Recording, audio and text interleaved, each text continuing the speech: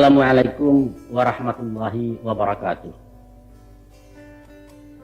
Alhamdulillah, dengan mengucap syukur kehadirat Allah Subhanahu wa taala pada penghujung tahun 1987 ke tahun ke-8 berdirinya Balerong Group Jakarta, kami dapat kesempatan menampilkan sebuah paket spesial, yaitu ceramah adat Minangkabau, dan kami beri judul Kepribadian Minang. Kalau salarui salam menangko, kami datang menemui para penggemar cerita-cerita drama dan bertemakan adat dan agama. Maka kini kami mencoba bantu ceramah. InsyaAllah dengan versi baru kiranya pesan-pesan Balerong akan lebih luas dan mantap mencapai sasarannya. Dan seandainya masyarakat menghendaki, maka serial berikutnya akan menyusul secara berkala. Akan kami coba mengangkat permasalahan sampai di mana peranan adat dalam pembentukan pribadi manusia Minang, dia secara perorangan ataupun secara kelompok. Tentu saja sampai bate-bate dan mungkin dan patut kita jangkau. Nusana penanganan kami hormati.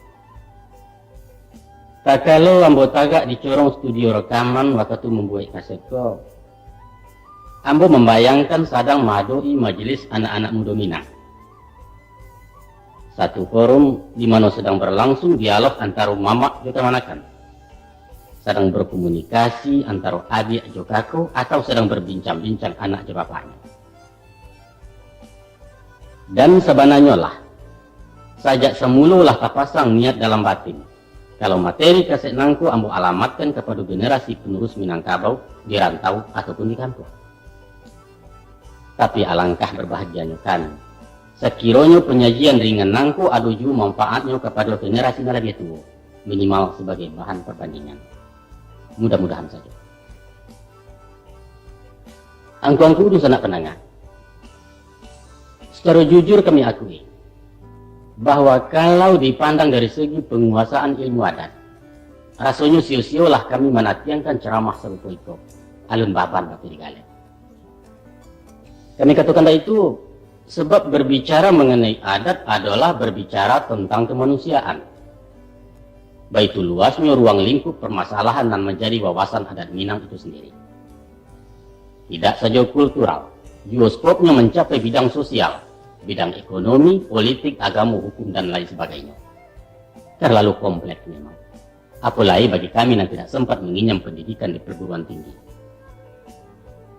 Namun semantang pun itu, didesak oleh hak dan kewajiban sebagai warga Minang dan cinta Minang, ditambah dengan beban moral sebagai pemangku adat, maka kami merasa terpanggil untuk berbuat.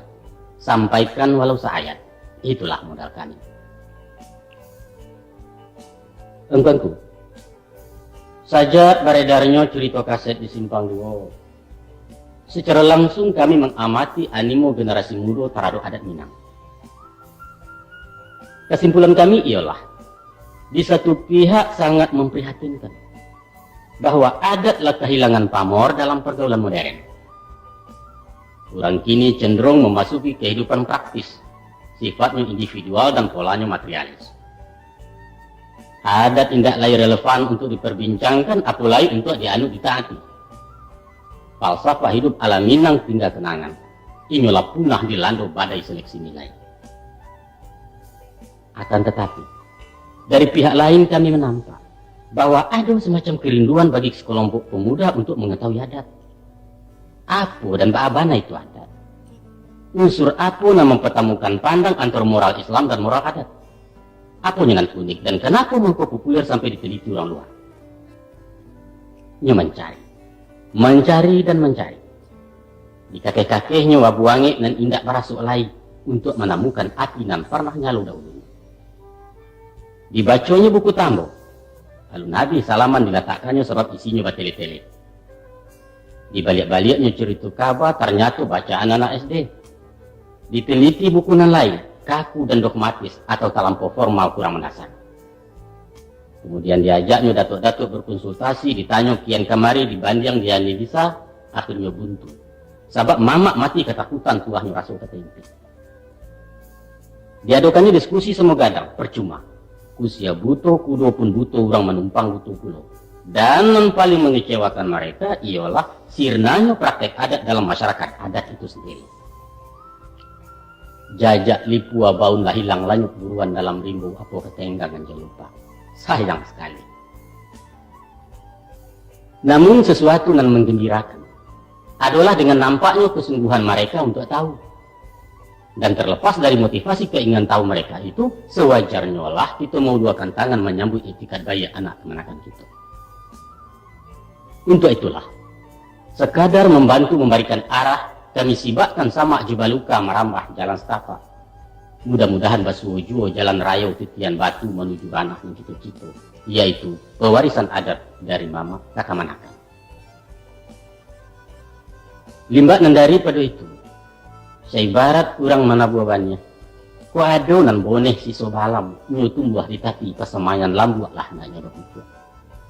Nyampang lai maurak daun, pindahkan ke tengah sawah, tolong biaya di siangi. Kok layun tuang kemuju aku mak. Nyu rimbun daunan mudo, maurai babuah labik batangkai baduyun-duyun, pulang ke juo karang tiang. Tapi pulau, sekiranya ampo kadi ketampang, malang malah tidur kita malu nak kami gunggong surang. Pada marintang ketahunan impokkan saja di pamatang anyutkan di lantamaya ke bumi dua elju. Kemudian kepada orang tuangku nenek mama ahli adat, langkuk sarato cedek pandai urangan aris cendokio ambo bemohon. Baringan mama menyapu gimana dua. Tolong manjak ke batuka tair yang bersama mendatangkan. Sabab bawah dia itu. Ambo kok sase gawa namanya. Dek salah mulai di mangayam menyobungku lapik di tengah. Rusak adat binasa undang cabuh labue orang dahulu sama garutang gitu isu. Dan bak sekarang kini nangko sembilang di rumpun lansik kasanda samo josari rantai biludu ate parang. Ambo bilang sarungan dape nan tinggal untuk nan cari bangkalai datuk mendahkan.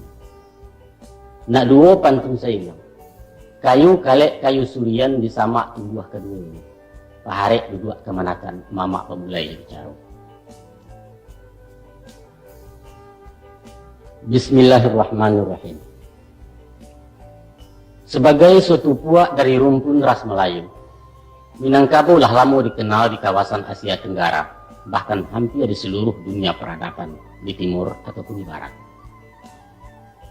Jauh sebelum bangsa-bangsa Eropa menjelajah ke Asia Timur, atau ke belakang lai sebelum orang-orang India, Parsi, Tiongkok tiba di Kepulauan Nusantara, Minangkabau pula kesabit-sabit juga. Akan tetapi sampai kini alun ado berita sejarah nan terperinci mengenai kerajaan Minangkabau kuno. Banyak pertanyaan yang alun terjawab. Pabilo masuknya Minangkabau muncul di Sumatera. Siapa pendirinya, siapa raja-rajanya, sampai di mana wilayah talukannya, ba'at untuk pemerintahannya dan lain sebagainya. Tidak seorang pun ahli sejarah nan buka suara. Apa boleh buat? Kalaulah kita bertanya kepada tuan-tuan para ahli, apa sebab keterangan tentang negari kami kalam, Tuan? Seakan-akan kami pun tak pernah ada dahulunya. Maka spontan mereka akan menjawab. Karena negari yangku tidak meninggalkan bukti-bukti ilmiah sebagai bahan penyelidikan sejarah. Memang Minangkabau sangat minim geoprasasti. Dan yang paling parah, kita tidak punya tulisan seperti halnya suku Jawa, suku Batak, Lampung, dan Bugis, dan mencatat perjalanan sejarah negarinya. Untung sajalah ada sebuah candi bertulisan Jawa kuno di Sungai Lanse dan menerangkan kedatangan Aditya Warman ke Tanah Minang. Kini candi itu diletakkan di Museum Nasional Jakarta. Nah, itulah hanya Nampa Jaso meninggalkan bukti bahwa Minangkabau pernah jaya pada abad ke-4 Bali Masehi. Tapi sesudah itu hilang lanyok pulau ceritanya sampai kemudian ulang Eropa masuk ke Sumatera Barat. Di sana pendengar, Ambo ingin mengatakan bahwa sebenarnya Minangkabau punya sumber sejarah yang bisa dipertanggungjawabkan. Sumber yang tak kalah nilainya dari setumpuak candi-candi, prasasti atau tulisan-tulisan purbakala. Apa itu? Ialah Tambo dan Kaba. Tapi sebelum kalimat Ambo Adi, para ahli sejarah akan membantah bahwa pendapat itu adalah tidak masuk akal. Pendapat ngawur, asbun, bakatai-katai cerawatnya. Sebab apa itu? Tambo atau Kaba tak lain dari kumpulan cerita-cerita legenda. Atau setidak-tidaknya menurut salah satu buku yang pernah membaca, bahwa Tambo berisi 98% dongeng dan 2% sejarah. Hanya 2%, tidak lebih. Maka kesimpulannya, para sejarawan dan budayawan sependapat menetapkan, pada dasarnya Tambo hanyalah sebagai hikayat dari zaman antah berantah. Antai yo antai tidak, tapi banyak bohongnya. Bukti, diceritakan dalam Tambo, nenek moyang orang Minangkabau adalah Datuk Maharaja Diraju. Beliau ko adik bungsu dari Batigo Gedung Sana. Kakaknya nan tangah Bagala Maharaja Dipang nan turun ke benua Cina. Nan tua Bagala Maharaja Alif asal muasalnya Bangsa Rum. Ayah mereka adalah Raja Iskandar Zulkarnain bin Zisa alaihissalam nan dikawinkan ke bidodari dalam serugo 7 pangkat.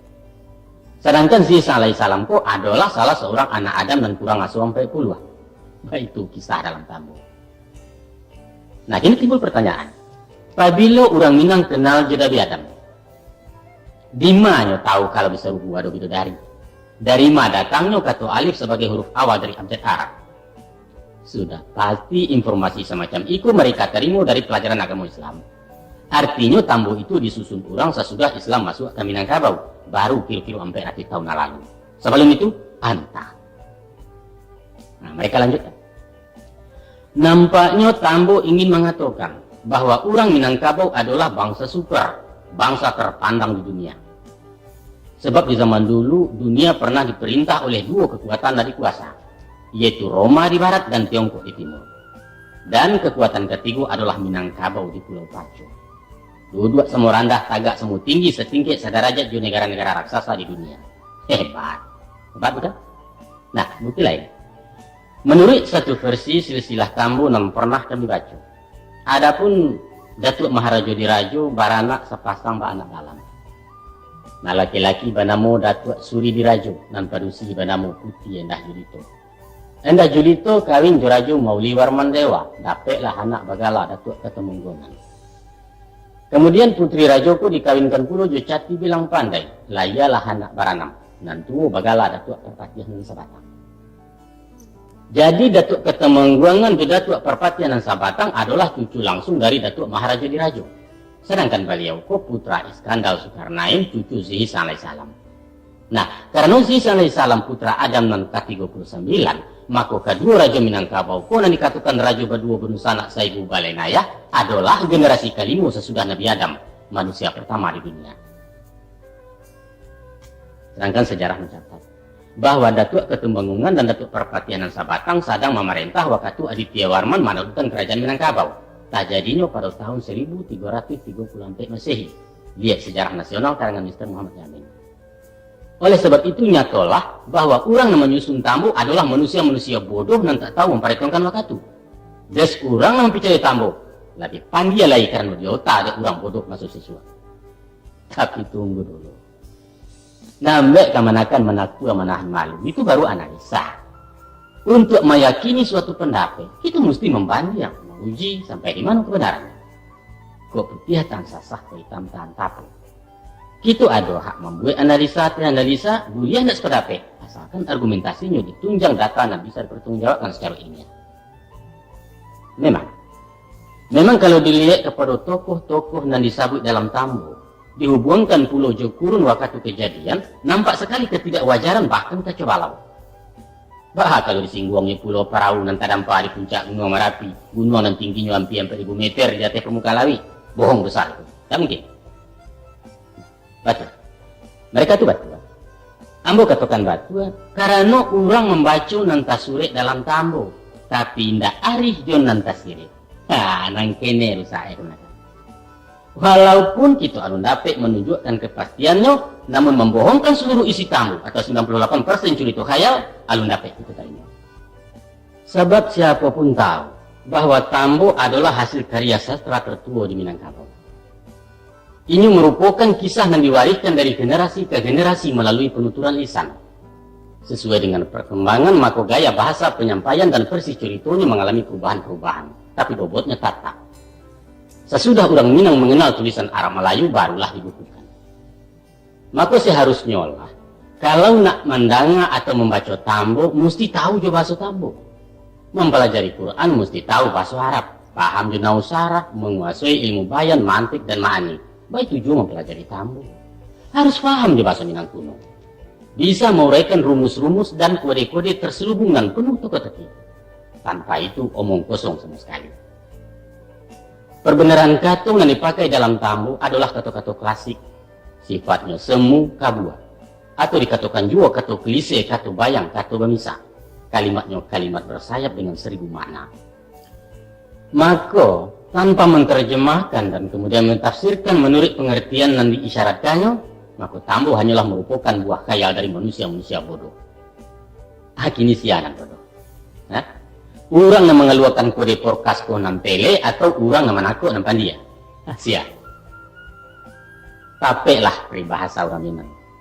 Usah diarok kan nampak putih dalam bunga kalau bukan mata batin dan lain. Untuk itu dibutuhkan kearifan dalam mempelajari tambu. Kakehkan nan talamun, kambangkan nan talipik, baco nan tersirek. Sebab isinya kalau dibalun sebelum kuku, kalau dikambang selebalan. Patut kita pertanyakan kini. Apakah Nandi Mungkasui dengan keturunan Iskandar Zulkarnain adalah anaknya secara biologis? Apa tidak mungkin bidodari hanya sebagai visualisasi dari putri tercantik umpamanya? Atau serugo sebagai lambang kehidupan glamor penuh kemewahan? Indak kau bisa dijangkau pengertian gunung segadang talua ayam mengisyaratkan orang yang datang dari Jawa. Lai mungkin kata-kata mengiruk kata langit menyatukan bundukan duang tabang ke udara. Ba kalau diartikan evakuasi, mengungsi atau pindah barangkali, atau gala bungkuk kepada rajo tiang bungkuk sebagai lambang orang yang tak jujur. Maka saderet pertanyaan alun terjawab tentang bagaimana, siapa, kapan, di mana dan lain sebagainya. Anda-andalah dan akan mempelajarinya dan menjawabnya. Usah dinantikan orang lain akan membukakan kunci ke awak. Mereka hanya memandang dan nampak, membaca dan tersure. Akhirnya basuo kata indah atau kata antah. Nah, carilah katonan iyo atau katonan indah. Katokan katonan bone, bangkitkan batang terandam dan sampai lapuat dalam lunau. Kami tinggalkan karangko di kamanakan, sudahkan bangkalai mama, kayamlah pandan tanda tulia. Itulah tugas generasi Anda. Silahkan dan selamat bekerja. Abailah. Untuk sementara kita karek masalah tambu sampai di situ. Kita alih ke soal lain sudah meralia sinan juga. Dusanak pendengar kemenakan yang Anda hormati.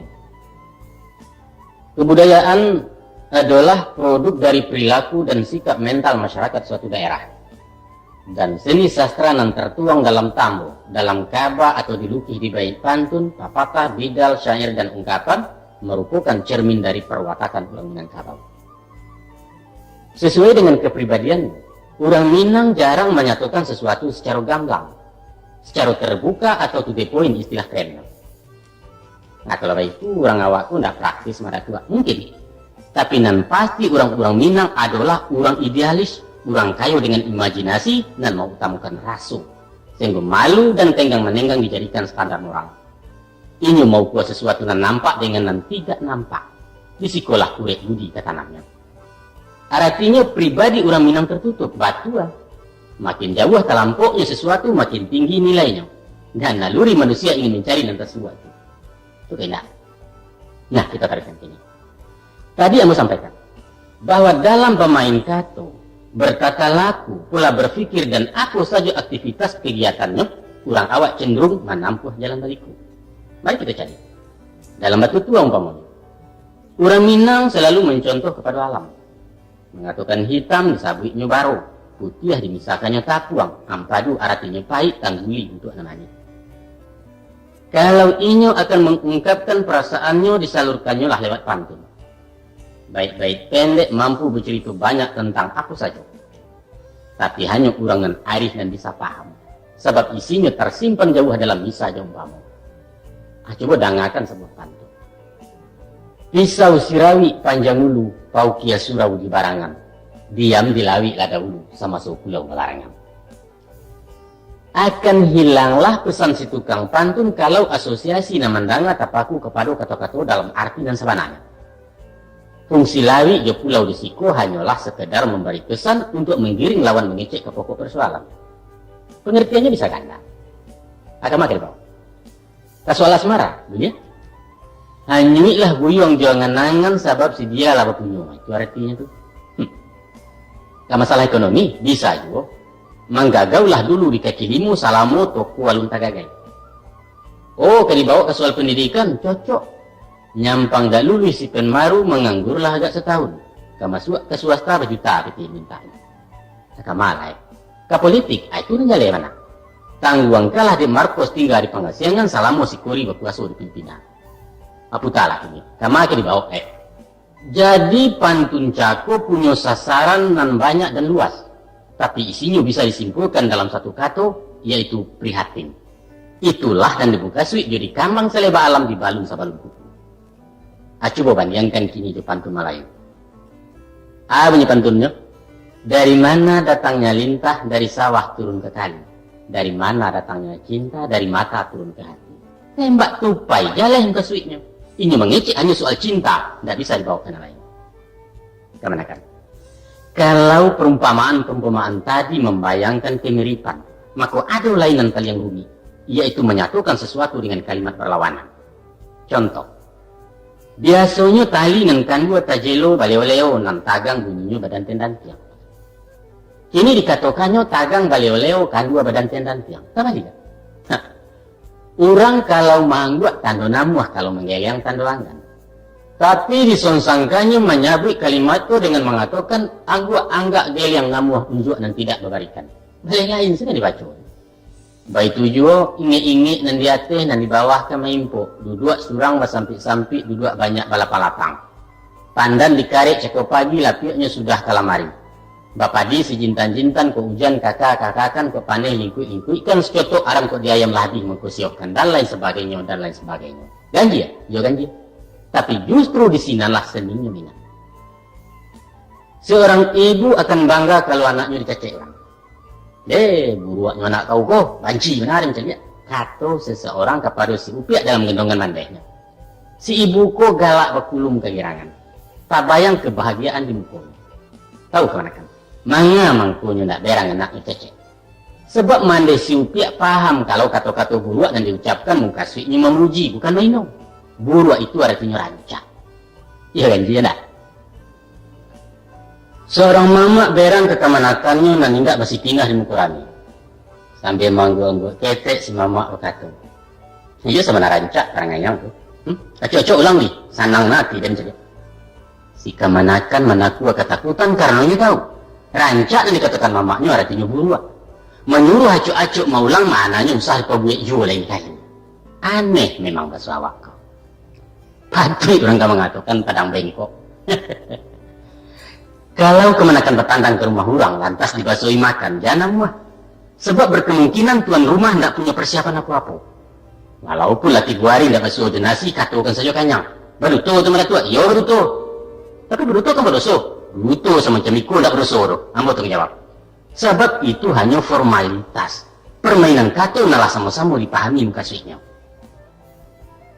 Kalau Wangku Haji menyembah orang sembahyang, maka beliau bukanlah menyembah menyembah dewa, walaupun hiang itu artinya dewa. Sembahyang, sembah dewa. Seorang anak panggung tidak akan menjadi murtad kalau ini memerankan kekurang katia. Tuhan tahu kalau si pemain itu berpura-pura. Itulah gambaran perwatakan orang Minang lewat dialog. Dan itulah identitas kepribadian Minang. Akhirnya kita silau pula dalam wujud gerakan. Silek umpamanya. Sebagaimana kita ketahui bahwa ilmu bela diri yang sedang berkembang kini, apapun namanya dan dari manapun datang, adalah jurus-jurus yang mempunyai sasaran jaleh. Lapak-lapak makanan kaki main kumpu juga karate. Hampir-hampir dalam judo baradu tulang rampagulat atau cukabolago kalau bokseng. Tapi bukan macam itu dalam silek Minang. Orang Minang bersilek tidak bersinggungan doh. Tapi tahunan menang jalan yang kalah. Bila ia tagak bajaraan batin di dalam batu ampe. Kalau lawan merantang kida inge-inge tangan dan suruh bemungkasui. Apabila orang tagak itiak digantungnya kaki sebelah maka usah tagak alih di muaronyo. Badan tangku saya kena tumi. Tapi agiahkan sanjang badan umpan jetapak tangan orang berpikir menasuai. Dalam peraturan IPSI, lawan dan rabah dia tong kalah. Tapi hati-hati di silek Minang. Ada kalonyo lawan sengaja merapahkan diri. Sebab gerakan di bawah lebih lincah posisinya kuat. Si awak pendapat tenaga. Bana. Pada hakikatnya bercakap bukan madu tenaga, tapi madu tak. Mengandalkan tenaga tanpa perhitungan sama saja juga diri. Orang bisa memanfaatkan kekuatan lawan kalau posisinya menguntungkan. Kian dari Tanago Tibo tambah gadang Sensaro. Makonyo, kekuatan silet Minang tak letak di langkah hampe. Kasuwo mencari akar, Kakida menjaga jarak ke belakang menyerang umpan ke mukul langkah memutus. Hikmahnya, sekali orang berniat jahit, sabar. 2 kali nasihati. 3 kali bersiap-siap, cukup ke sosok. Sadisi hendak dicari bertamu pantang tindakan. Jadi kesimpulannya, dalam falsafah Minang, menyelesaikan sesuatu persoalan bukanlah dengan otot, tapi dengan otak. Temen behind the gun, nah itu istilah orang dirinya. Kekerasan bukanlah jalan penyelesaian satu-satunya. Segadang-gadang Kabau Mojopahit dilawan Joanak Kabau Waret menyusun Manang. Dan nama menangkannya adalah taktik, teknik, dan strategi, bukan power. Itu sebabnya ahli silet di negara awakku menemukan pandekar, artinya pandayaka. Kalau di tempat lain namanya jagoan, asal katanya dari jago, ayam gadang. Orang awak tidak namun martabat lu turun jadi hewan, hewan dan bagak tapi tidak bau tak. Kalau cakap ke diadang mesti menang. Untuk keluar sebagai pemenang pakailah pituah. Tempik dia teh terkurang dulu. Ia kan diurang lalukan di awak. Licik kemana tu bukan licik, itu lihai namanya. Jadi ya, nan paralu aturan permainan dan dilanggar. Itu saja. Kalau namuah kita meneliti dalam wujud seni bangunan lama, nampak jaleh gambaran kepribadian asli orang awam. Gaya arsitektur rumah gadang banyak bercerita tentang sifat tabiat penghuninya. Sejak dari teknik dan menyimpan rasio kekuatan, taruh kepada penghematan bahan, keharmonisan komposisi, dan tentu saja segi keindahan diutamakan. Kita mulai dari lokasi. Berhari-hari, bahkan berminggu-minggu, orang mendatangkan perumahan. Lah Samparono data baru ramuan pakayu dikarik-karik untuk kemudian ditagakkan. Apa maknanya itu? Kita diajar untuk pandai meletakkan sesuatu pada tampaknya. Di proporsi yang tepat, itu bahasa modern. Kok tagak-tagaklah dengan data, kok berjalan di naluri bakato di nambana. Jujur, objektif, dan bertanggung jawab. Maka tu maramu dalam hutan, orang tidak memilih kayu sedang berbungur.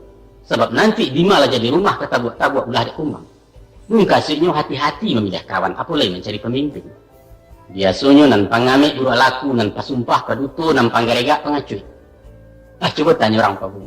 Kalau wakilek buluan yang jarang sampai di bangkai. Memilih durian jangan tajam duri, isinya tipis sama kurang.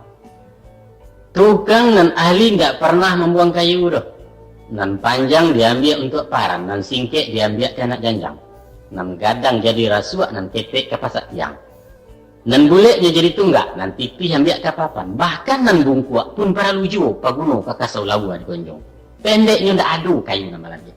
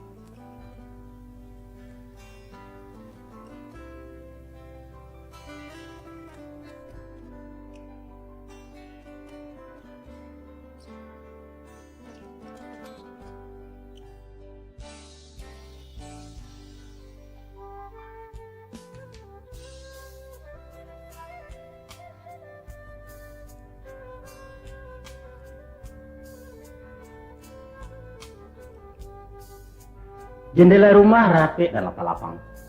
Iko selain dari untuk kesehatan juga suatu isyarat bahwa orang Minang berpandangan luas, lapang kio-kio. Inyo ndak boleh tak pandang di lingkungan dia ngampe sagi, tapi meninjau jauh ke muka untuk mencari peningkatan hidup. Struggle for life. Di bawah pintunan lebar tetagak tanggo sampai turun. Silahkan keluar rumah, pailah karanta urang. Tapi jalan selangkah maduk suri pinang sebatang tapi dengan buyong pulang usia. Karatau medang di minum berbuah berbunuh balik. Marantau bujang di minum di rumah berbunuh balik. Kalau nak menjadi orang Baguno, tinggalkan kampung sementara. Nanti kalau lah sarek kapalo jo pengalaman, lapan mah dado jo iman saku jo pici begasaknya, maka pulanglah. Bangun kampung Tunagari, bina adat jo agamu, ciptakan masyarakat sejahtera di bawah ridha Allah. Banyak sungguh ajaran nan terkandung dalam bentuk jo gaya rumah gadang Tunagari. Alun pulau kita kaji apa maknanya waktu juga. Ijua dan basusun kamu mau jua batulang juri disaga. Lantainya lantai pelupuh nan pacah hendak bersibak. Sasaknya bajalin betulin dan rantiang tidak berjanjang, kemudian disudut laman kudiang ngamih bagi bertimba dan lain sebagainya. Namun yang penting benar dipahami adalah pendirian dan prinsip dalam hidup. Kalau dikana di titik-titik, sebagian besar wilayah Minangkabau terletak di kawasan pegunungan, di dataran tinggi Rawanggang. Tapi jarang rumah gadang dan rabah ulah digampung malah rumah batu. Apa sebabnya? Sebab nan pertama, tunggak-tunggaknya terletak di sandi batu picak. Kemudian setiap pertemuan kayu dihubungkan di kuncu dalam pemaitan dibantu dipasak dan guyah makanan pokok. Maka nyampang di suatu masa datang gampun dan sadara. Tiba hujan dan sadabak mengamuk ribut dalam badai. Maka rumah berguncang hebat dihampir kekuatan dari luar. Di saat suasana gawat ikolah lama ini tunggak. Inyo terpasu berpindah tagak sesuai dengan orang. Tapi yang tukui kebijaksanaan tunggak sajo menyelamatkan rumah. Kesado orkan rumah gadang mesti menari kompak menurut irama bunyi gandang. Di siko pasak pegunung, kinilah punco dimainkan. Tulah ansua mencari arah, elo suruh indak maurat dinaruni itu katanya. Nah, coba bayangkan. Apa yang kata jadi sekiranya tunggak talamun dalam tanah. Jo paku rasu laki kati yang takabe arek parang ketunggang. Pendirian dan kaku membatu sifat egois kari kapalo jelas akan mungkin. Oleh sebab itu, di saat-saat tertentu sikap lentur diperlukan. Mesti fleksibel, luas dan toleransi. Tapi ingat, prinsip tidak boleh dikorbankan. Walau tagak bapali yang takap di tanah dan sabingka, boleh dibuat sasah di latihan dan sahaya. Tapi kalau tunggaklah latih dari sandi muncul keluar pemaitan pasak indah pemulai alamat tuntuhlah rumah gadang. Sekadar menyesuaikan diri, badayuanglah sampai 2 hari. Bahaya menyusuang larut tapi usah terlalu. Silahkan roda berputar menurut biku lekok jalan. Dan para lebih jago, sungguh salah pindah. Kok tak pasu masuk kandang kambing sama bebek tapi jangan jadi kambing. Bagurulah keperluan. Biarpun diamnya dalam lawik, namun dagiangnya berpantangan sini. Insya Allah, ndak hujan nantak kata dua, ndak parang nantak kencok. Betawitlah jambang bak semulu, talapik di dua kesuara. Angkuanku di sana dan kemenangan-kemenangan. Untuk melengkapi uraian kami tentang pembentukan pribadi seorang putra mini. Para lu rasonyo kita tinjau wagak saketek tauladan nantak simpan pada permainan rakyat di Minangkabau. Salah satu permainan anak muda yang paling populer sampai kini adalah bermain alang-alang. Tidak sama jadi daerah lain, di siko alang-alang bukan untuk dia, tapi batan yang rancak, basi gagah, basi tagak tali. Biasanya alang-alang dan lasa akan dijauhi orang. Suatu isyarat bahwa orang awak tidak gemar bercakap. Orang bagak nama handalkan buku tangan tidak dapat sampai di tanah Minang. Kok manang sifatnya sementara. Dan dicari adalah orang yang pandai mengabik di tali budi, bukan di tali badia. Dan merah iolah sagu, dan kuliah iolah kendi. Dan indah iolah basuh, dan banyak iolah budi. Coba kita perhatikan. Tak kalau buluah kedirawi, dipilih nambah sambilu di bawah bukunya. Artinya berprinsip, punya latar belakang pendirian dan kokoh. Tanpa itu sio-sio menantangannya. Kemudian lidih diukur sama panjang. Ditimbang-timbang semu barek baru dibantu kapak-kapaknya udah cantikkan di batang bulu. Sudah tu dipasang karate semu tagang lakik taraju tali tigo di bawah takana lapang.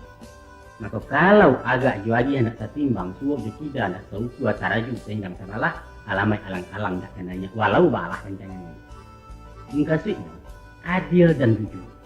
Keadilan dan kejujuran merupakan standar kemanusiaan. Sabalun nalang-alang dinaikkan pareso tali jompangkan. Antah adu kusuk di tengah mungkin tubuh nan tak dagu atau banam kadang sampai. Apa mana? Teliti sebelum memulai suatu pekerjaan. Adukan checking up dan recek di lapangan. Kok tak paso ke putih juga. Susah karena uleh nambah kicuah. Jandek tali kan bersalah. Tapi basuo karena Allah bercarai karena untuang pasangan tidak ada lain. Sarancak-rancak alang-alang. Sadari-dari hangin di hati. Tensano tidak dianjuangkan haram berpantang menyesal. Mungkasunya mesti ada deking dia sandaram. Contoh. Pengalaman kerajo lain. Ijazah ado surat keterangan cukup. Tapi kalau koneksi tidak ada di belakang, jangan diarok lamaran diterima orang. Di Sulu kenal jadi banyak umpan Nabi kan tak dapat. Tidak percaya? Coba kan.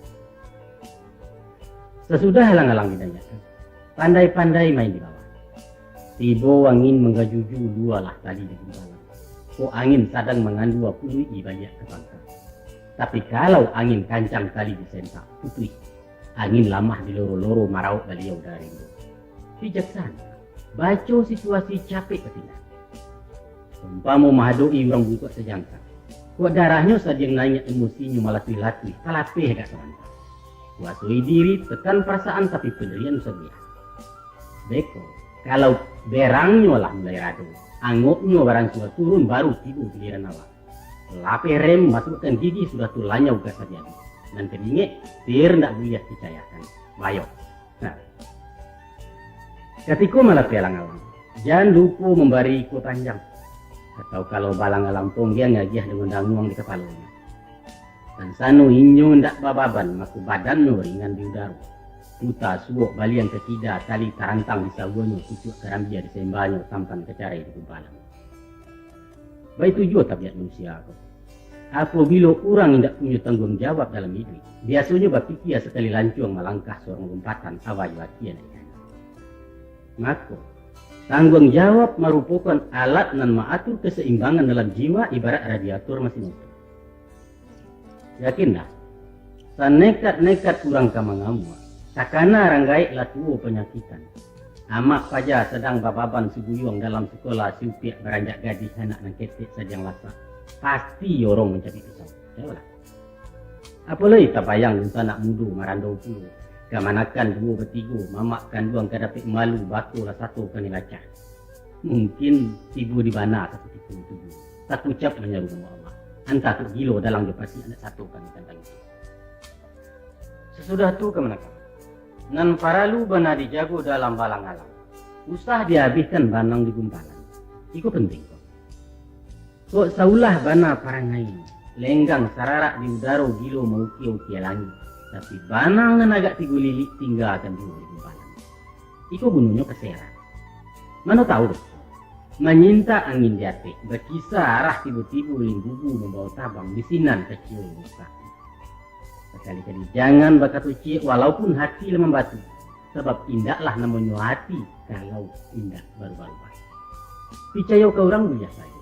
Tapi salikkan rasa cemburu. Sebab Allah dia itu.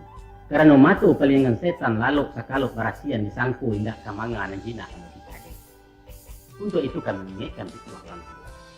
Ambillah tanek-tanek tapi mahampang jangan sampai keluar. Anjuang kalah tinggi-tinggi tapi mendimbiang jangan sampai ke tanahnya. Sabuilah apa yang disabui tapi bakatu usah bakatu tadi. Agak inan kapai. Pikirkan dan ketiga. Jalan salangkah maruk suwi itulah namanya bijaksana. Dalam sungguh hikmah nan tersimpan dalam setiap kakuk keraja ulang dulu taga di awak kurang baik. Maka ada sebab karena itu. Mari kita kambangkan mentah itu. Kita urak nan tabuhua dangakan kukuat dalam tanda. Ibarat semisal rangkai penyakit. Dalam berkulit berpengubah, dalam pengubah bertarik itu. Maka kok lain pandai mengubah kulit nan di dua. Di sisi pengubah nan salampi di sinan basuh tarik itu. InsyaAllah. Kalau le rajin berguru ke alam mata kambang yakinlah. Tidak kepadam suluh di tangan. Tidak kesasik hilang arah Allah menjinjang salam. Mudah-mudahan. Dunsanak dan kemenakan pendengar sudah menjadi kodrat alam. Bahwa suatu nilai akan berubah. Inyo akan selalu bergerak dari satu titik ke titik lain. Kadang-kadang malanti yang jauh dari pangkanya ada kalunya berputar mengitari titik awal dan acuk bananan banyak pulang ke asalnya. Baitulah hukum dan berlaku dalam tata nilai kebudayaan dan baitu juga kebudayaan Minang. Pola berpikir, gaya hidup, sistem sosial secara basiansu akan bergeser dan senantiasa akan bergeser menurut prosesnya sendiri. Nah, ini proses nilai budaya Minang itu sedang berlari kencang menuju modernisasi. Nada saluang jorabak dan lambok mendayu-dayu lah hilang dalam jiwa pituaknya Wiramarong. Gerak lenggang putri Minang yang terkenal lemah mulai digantikan oleh gerakan mantap, dinamis dan serba gagah. Tumbuhlah tari kreasi baru dan tinggallah tari payung yang kemudian. Ilmu bela diri dari Jepang lebih mendapat tampil di hati orang, sedangkan silek Minang dirombak ke tari rantang. Kari siap tidak laku lagi, tali juga lalamu hilang, apalagi kelupak batu yang kini plastik dan sebagainya. Mungkin saja tahun 2000 orang kamalamang bukara lonjong. Tingkah bertingkah bunyi halu di saluang batu. Laso haya di bandar Tajun memutar kinci batuka aja bunyi daru masih neler. Pada tila langka varian masuk museum cupak menjadi barang antik. Sampai kepada tabuah musaji pun dipensiunkan oleh mikrofon sebagai hasil teknologi canggih dia bertindak. Ya, semuanya tinggal tenang. Semuanya tinggal renungan. Sayonara buat Minang dengan segala kebutuhannya. Dusana kan teman. Apa nan tadinya dipandang elok, hari kini lah kurang elok. Barisu makin tak elok, mungkin nanti bertambah buruk. Atau barangkali juga akan barulang menjadi elok, seumpamu barulangnya model Galembong menjadi Sarawak dari kota. Mungkin, dan itu serba mungkin. Sebagai makhluk budaya nan tagak di garis edar modernisasi, itu satu taseret. Dan kalau nggak nemu pai tinggal surat. Ambo, Anda, kita, bahkan siapapun orangnya mesti kan elok. Setidak-tidaknya terguncang mati di dalam keraguan. Secara sportif diakui bahwa kita kini sedang disimpang keraguan. Kita berada di jalur transisi. Sikon ikolah yang menyebabkan kita kadang-kadang menjadi munafik. Coba lihat. Kita membangga-banggakan rumah Begonjong. Di mana-mana Begonjong. Sejak dari gapura gerbang desa, taruh kepada kantor-kantor pemerintah dan swasta, hotel dan restoran, sampai pun gerobak sate Begonjong. Tapi dima orang kini yang membangun rumah Begonjong untuk tempat tinggal. Dima. Bahkan nan basuh rumah gadang lama diruntuh berganti di rumah batu. Kenyataan kan? Di kalangan masyarakat modern kini nangko, kita tamui beberapa sikap sumbang ulang awak terhadap doktrin adat. Sikap nan mesti dipertimbangkan kembali. Antara lain, ada sekelompok orang. Golongan iko nampaknya ahli dalam adat. Pengetahuannya dalam, papatahnya lancar, penjabarannya padat. Pidato kesambahan Mbak Ayai dia isi tambo apa muncul. Adat pesan syarat-syarat pesan kita buang, kasutnya macam kok. Naniku Mbak Nangko, naniko Mbak itu. Kalau didebat namu apa tagang dia dan ini mesti mana. Tapi kalau dibawa ke forum resmi beliau anggaran. Boleh beraja, tapi berukun bersyarat ketandu beruku. Sediukan bare secupak, pisau sebilah, berkain bahaya hitam dan lain sebagainya. Kesudahannya timbul kesan dina muda-muda kalau mamak itu kursan pilih ceke kesan menimbulkan antipati selesai. Taruhlah itu haknya, tapi nan merusak banyak ialah ndak nampaknya kebesaran adat di pribadi orang jadi pandai. Tutua kato perilaku karenah dan galagatnya menyimpang jauh dari falsafah adat dan luhur, ndak sinkron antara perkataan dan perbuatan. Sama aja tuan sudah programnya ulama Belanda. Beliau alim tapi imannya kosong, amalnya ampuh. Beliau rusak dan merusak, hilanglah citra Minang di medan pergaulan umum. Tujuh.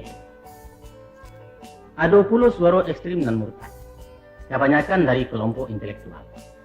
Katanya macam kok. Untuk apa Minang? Untuk apa adat-adatan? Toh kitulah melebur dalam satu wadah kesatuan nasional. Itu hanya loyal ke undang-undang, bukan kepada aturan-aturan relatif primitif. Kampung halaman bukan hanya sapate ombak nambah dabu ke Sekilang ya bangi, atau antara durian di Takut Rajo ke Sialang Balanta Kasih, tapi antara Sabang ke Maroke. Seluruh suku-suku di Indonesia aku sama, kebudayaannya sama, itu sama-sama banawang di bawah Garuda Pancasila.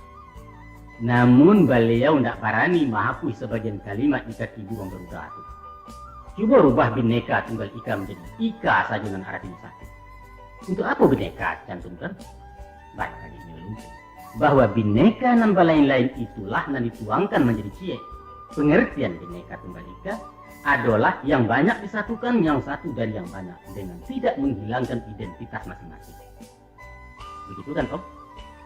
Salah kaprah dalam pemahaman. Kemudian ada pula nang ulama. Beliau berpitua. Dosa gadang mentaati ajaran adat. Adat itu buatan orang musyrik, orang-orang Hindu dahulu. Bagi Muslim kita hanya wajib berpedoman kepada Al-Quran, kitab dan mengandung peraturan hidup dan kehidupan umat. Tinggalkan adat kalau tidak namun dikatakan.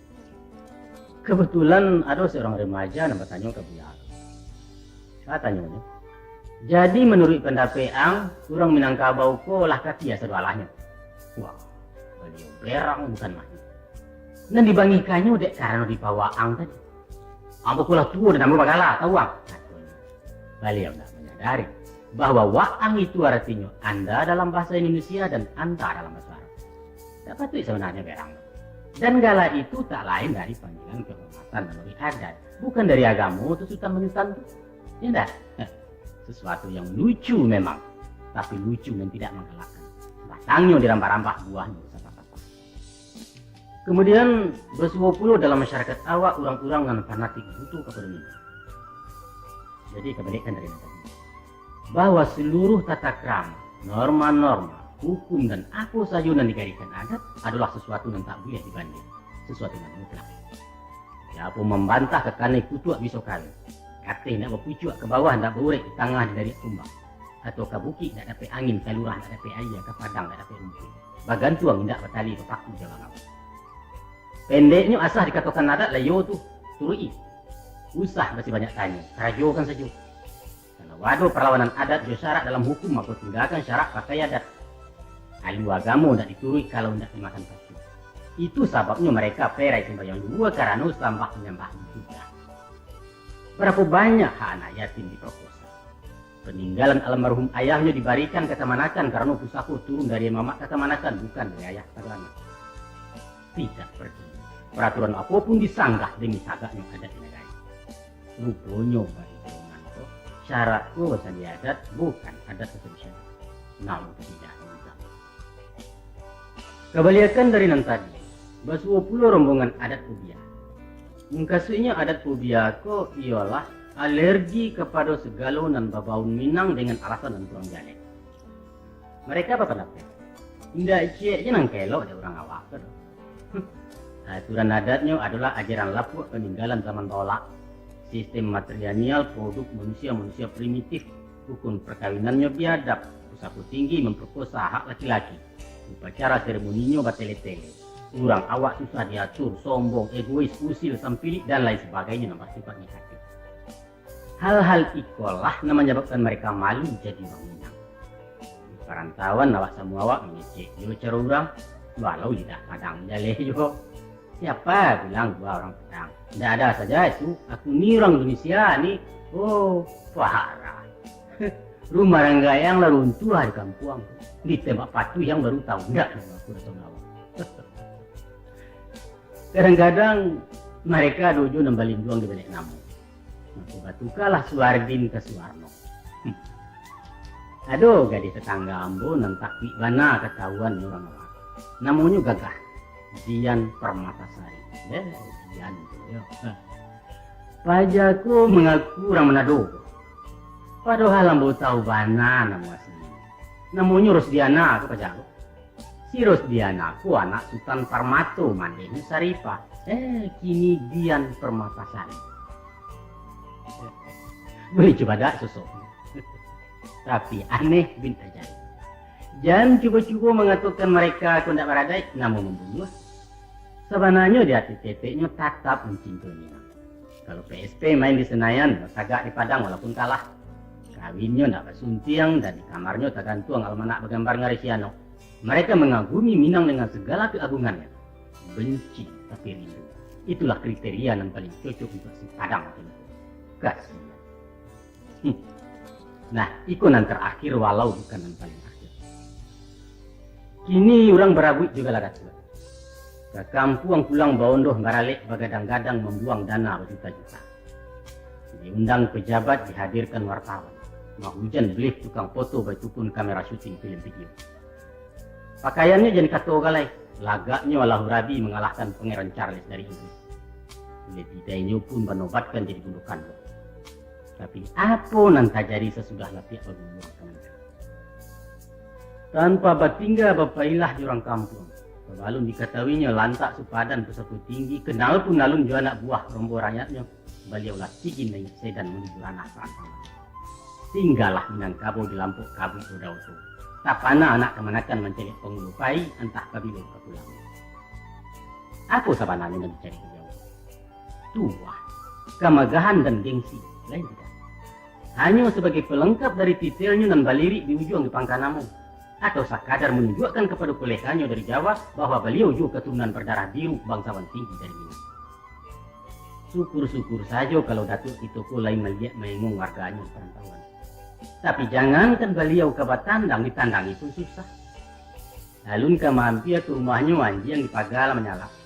Pembantu mencogok di balik kaca sambil bersorak. Enggak terima tamu, bapak lagi tidur. Oh, diundang memperketukan kampung, beliau sibuk seminar lokakarya. Nah, bincang-bincang soal adat, jangan dia roh. Jangankan kamu jadi kitambak, basuh awak pun beliau nak habis. Kecilnya bayu-bayu, imbawanya pati atau om, bukan inyak sebagai lazimnya ke pemilu. Gawat, gawat. Laleso padi di malam. Dun sana kemanakan para pendengar. Dari seluruh kepincangan-kepincangan yang kita kutipkan tadi, dan menyebabkan rapuhnya kepribadian sehingga menjurus kepada kemunafikan, hanya bersumber dari satu faktor tunggal, yaitu ketidaktahuan kita tentang falsafah adat Minang secara utuh, atau memang tidak mau tahu sama sekali. Itu saja.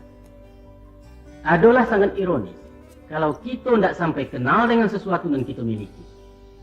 Macam mana pun kita punya gaya hidup sendiri, punya kepribadian sendiri, sebagaimana orang lain punya cara orang. Maka siogianya lah bunga daerah itu lambuak dalam memperindah taman kebersamaan nasional. Di situ tuahnya bangsa Indonesia. Sebagai warga Minang kita tetap berada dalam orbit peredaran budaya adat. Oleh sebab itu mari kita kaji.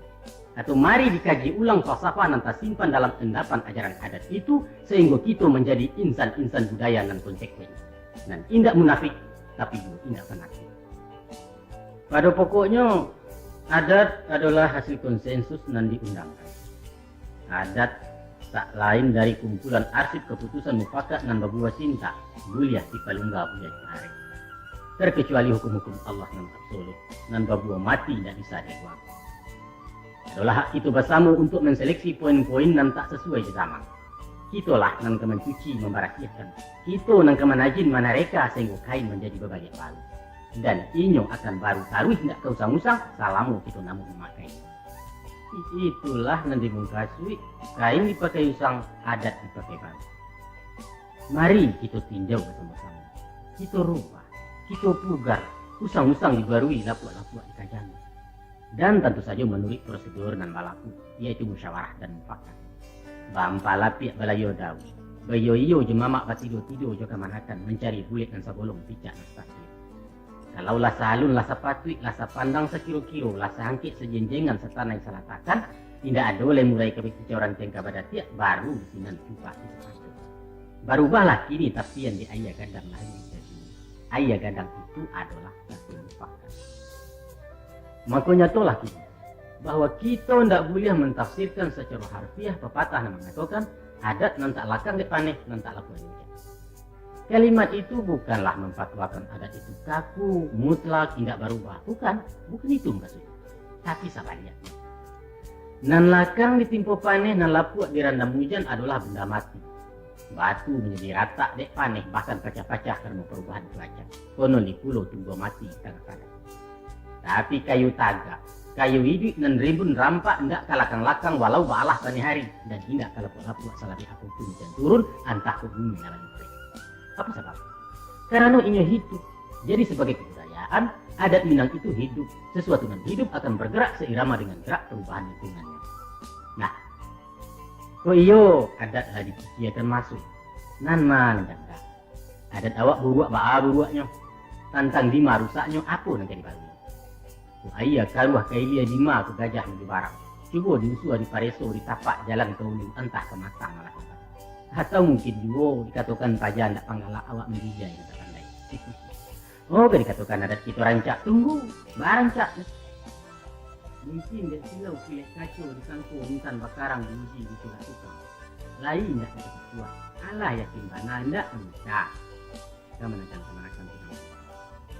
Dalam menerima ajaran syara itu bersifat sami'na wa ata'na. Didanga kemudian dikerjakan.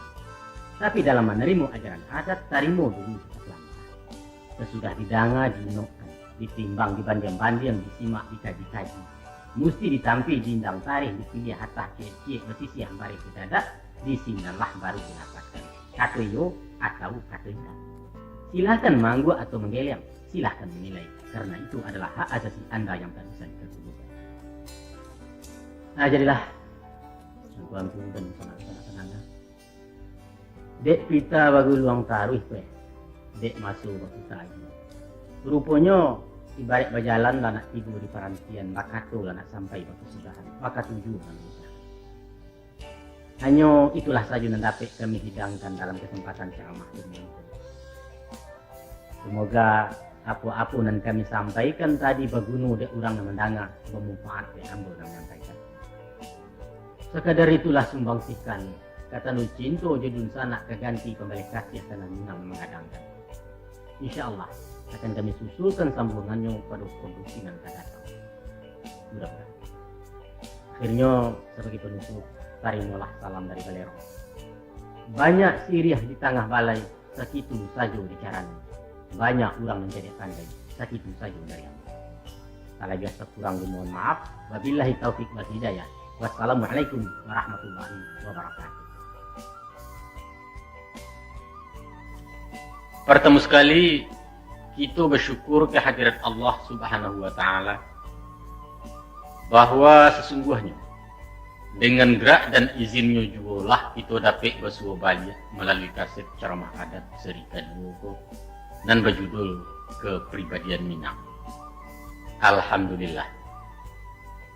Kemudian selawat dan salam kiranya dilimpahkan kepada pemimpin besar kita Muhammad bin Abdullah, seorang yatim piatu dengan 1000 keprihatinan, penuntun umat dari alam dunia nan fana kepada darul akhirah nan abadi tiada batin. Selanjutnya salam sejahtera kepada wangku-wangku, ibu-ibu, dunsanak-dunsanak dan anak kemanakan para penggemar balerong dimanapun suara kami dapat diterima. Kepada paduka sekalianlah kami antarkan ceramah sederhanaku dengan harapan semoga perbincangan kita tentang adat Minangkabau dengan seluruh pantulannya akan dapat merupakan saranggeh tujuan dan tiang kayu dalam gembuahnya gejolak hati pembangunan di bumi Indonesia tercinta. Mudah-mudahan ada juga manfaatnya.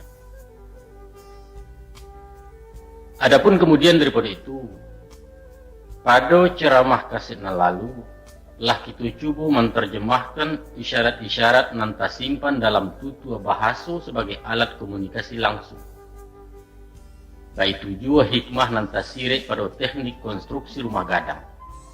Dan saketek disingkupkan pula perbedaan dasar antara sili awak dan seni bela diri orang lain. Baik itu pun falsafah bermain alang-alang. Agaknya peninggalan-peninggalan budaya nan berbentuk non-benda itu telah bercerita panjang tentang kepribadian Minang tempo dulu, sehingga baunya semerbak sampai melintasi daerah perbatasan. Lebih jauh kita menampak, seolah-olah lukisan tadi sengaja diabadikan sebagai contoh teladan kepada anak cucunya, kepada kita dan keturunan sundik-besundik, untuk menjadikannya landasan sikap dalam hidup bermasyarakat. Namun kita menyadari bahwa nanti di suatu masa orang indak lagi menyukui gaya bahasa klasik dan kurang komunikatif. Mungkin isu rumah gadang hanya akan ditemui di Taman Mini Indonesia Indah atau di Kebun Bunga Bukit Tinggi. Jurus-jurus silik Minang dan unik tinggal sebagai gambar-gambar mati dalam cerita komik. Dan kalau ada orang yang berminat menyusun karya tulis tentang Minangkabau, silahkan datang ke perpustakaan Leiden di Eropa. Catatannya tersimpan di deretan buku-buku tentang Mesir kuno, tentang kota Memphis dan Tebe nan tenggelam, juga tentang binatang-binatang purba yang punah dari permukaan bumi. Apa boleh buat? Roda sejarah memang tidak dapat ditahani di tapak tangan. Hilanglah nama nangka hilang. Biarkan hanyut nentara puang, tapi roh adat mesti dipertahankan. Apabila padam kepribadian Minang, padantanglah lonceng kematian Minangkabau. Tinggallah Sumatera Barat sebagai sarang yang pernah bapauni dahulunya. Dengan kata lain, anak-anak kita isu tidak berhak lain mendakwakan diri sebagai orang Minang. Tapi saya anak Indonesia kelahiran Sumatera bagian Barat. Kenapa itu? Sebab hakikat Minang itu bukanlah hasil seni. Bukan wilayah dan juga bukan keturunan. Inyo adalah berbentuk kultur, peradaban, sikap hidup, dan memantul dari doktrin adat itu sendiri. Ya, tergantunglah kepada generasi kita kini. Apakah tungkai estafet itu akan ditaruhkan atau dilipek sampai risiko? Apa kita bersedia menjadi angkatan pengkhianat dan menggelapkan amanah? Apa kita lah siap menerima caci maki sumpah serapah di belakang hari? Apa kita relakan ada di kubur sementara kita melestarikan kehidupan gajah, harimau sampai biawak sekalipun? Jawabannya ada dalam dado kita suang-suang. Angku-angku di sana penangan. Pada kesempatan ceramah kini nangko, izinkanlah kami melanjutkan membaca bahasa-bahasa sandi dalam wujud kreativitas orang Minang. Kita pilih nantasera, kita rangkai, kemudian dikonfigurasikan menjadi suatu bentuk dan bisa dicaliak secara konkret. Adapun objek yang kami pilihkan ialah fungsi surau sebagai sarana pendidikan formal dan informal, dan latar belakang tradisi merantau bagi orang Minang. Nah baiklah. De utang bahan sua mengkolansai kato basabui mengkodape akan kita masuk saja kepada pokok perbincangan. Didulang sadulang lai pandulang ameh bangkaulu, diulang saulang lai panyambuang kaset nan dahulu. Bismillahirrahmanirrahim. Sesuai dengan kodratnya, laki-laki dilayakan dengan bangun tubuh nan kuat kokoh, dengan nyali keberanian nan tinggi dan berpikir lebih rasional dibandingkan dengan komunitas. Barangkali dengan segala kelebihannya itulah timbul naluri ingin memimpin, memberikan perlindungan kepada wanita dan memang membutuhkan. Kemudian menyusul hak dan kewajiban antara kedua belah pihak, serta pembagian tugas dan terpisah menurut kedudukan masing-masing. Sajak manusia tinggal di gua-gua, sampai kepada mengenal peradaban bahkan taruh ke zaman teknologi kini nangko, rupanya pembagian wewenang itu masih tampak nyata, walau batih dan kursinya mengalami perubahan-perubahan. Sekalipun akhirnya pihak wanita menginginkan persamaan hak, dan sebagian dari capainya, tapi mustahil melawan kodrat, sebab kodrat itu hadir tanpa diminta dan tanpa dituntut. Itu sebabnya perjuangan emansipasi kadang-kadang terasa tidak adil, karena wanita tidak pernah menuntut persamaan kewajiban. Akan pincanglah jalannya masyarakat sekiranya hak disamakan, sedangkan kewajiban tak seimbang. Dalam konteks itu, Minangkabau menganut kaidah tersendiri, yaitu memberikan seluruh apa yang menjadi hak-hak wanita sesuai dengan kodratnya pula. Hak perlindungan keamanan, hak pelayanan ekonomi, kedudukan sosial dan lain sebagainya, dan kasadonya itu lah lama dimiliki wanita Minang. Oleh sebab itu, tokoh-tokoh wanita yang mengobarkan perang emansipasi tidak pernah muncul di tanah Minang, karena memang tidak dibutuhkan. Untuk apa menuntut sesuatu nalah ada dalam genggamannya. Adat dan merupakan peraturan tertinggi dalam masyarakat, terlalu banyak memberikan fasilitas dan subsidi kepada wanita. Rumah gadang secara gratis disuruh tunggu, tidak kemenyau, tidak kemengontrak. Seluruh hasil harta pusaka, makanlah, minumlah, pakailah.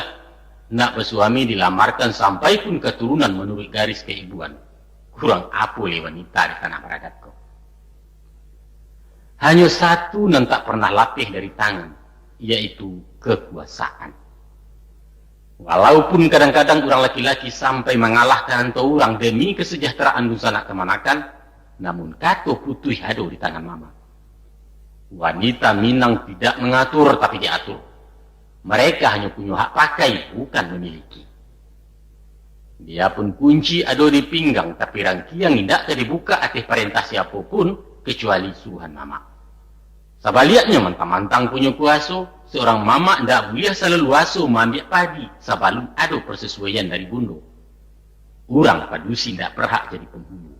Namun penghulu alum kataga kalau para bundo kandung sepakai tidak menerima. Baik itu sepanjang ada di pusako. Tak kalau Cindo Mato dihadapkan sebagai terdakwa karena mencuri putih bungsu dari Sungai Ngiang, seharusnya bundo kandung selaku kepala pemerintahan berhak memberikan kata hukum.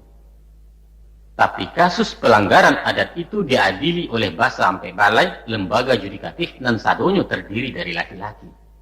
Nan tentu saja ada restu dan pertimbangan sang ratu bundo kandung. Nah, angku-angku di sana kenangan. Dari keseimbangan hak dan kewajiban itulah terciptanya kerukunan dalam masyarakat Minangkabau. Kemudian angku-angku akan kami ajak menyelusuri radius kewajiban seorang laki-laki dalam keluarga, baik itu pun dalam masyarakat kampung dan negari.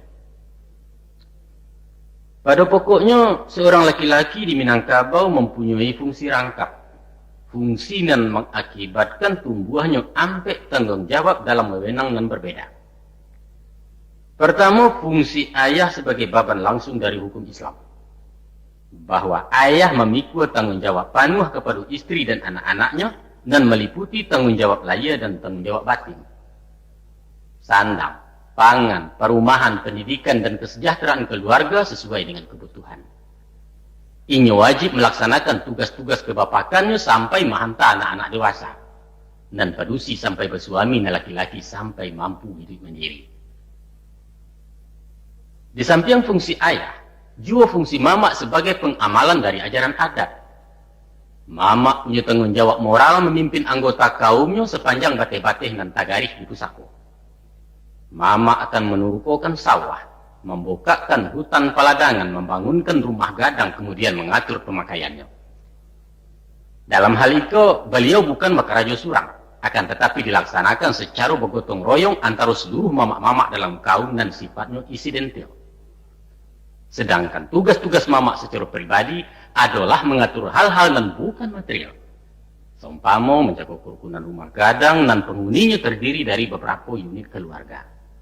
Katakanlah mama berfungsi sebagai koordinator rumah gadang dan bertanggung jawab keluar dan ke dalam. Seandainya ayah dari kemanakan-kemanakannya atau orang Sumando tidak mampu memberi nafkah keluarga disebabkan sakit, disebabkan lamah atau bacarai umpamanya, maka fungsi ayah diambil alih oleh mama. Dunsana kemanakan tidak katalantar, biayanya dari haratu pusako dan mama-mama akan menggarapkan sawah secara kolektif. Dengan itu berarti tasadio dua figur penyelamat dalam satu keluarga, yaitu ayah dan mama.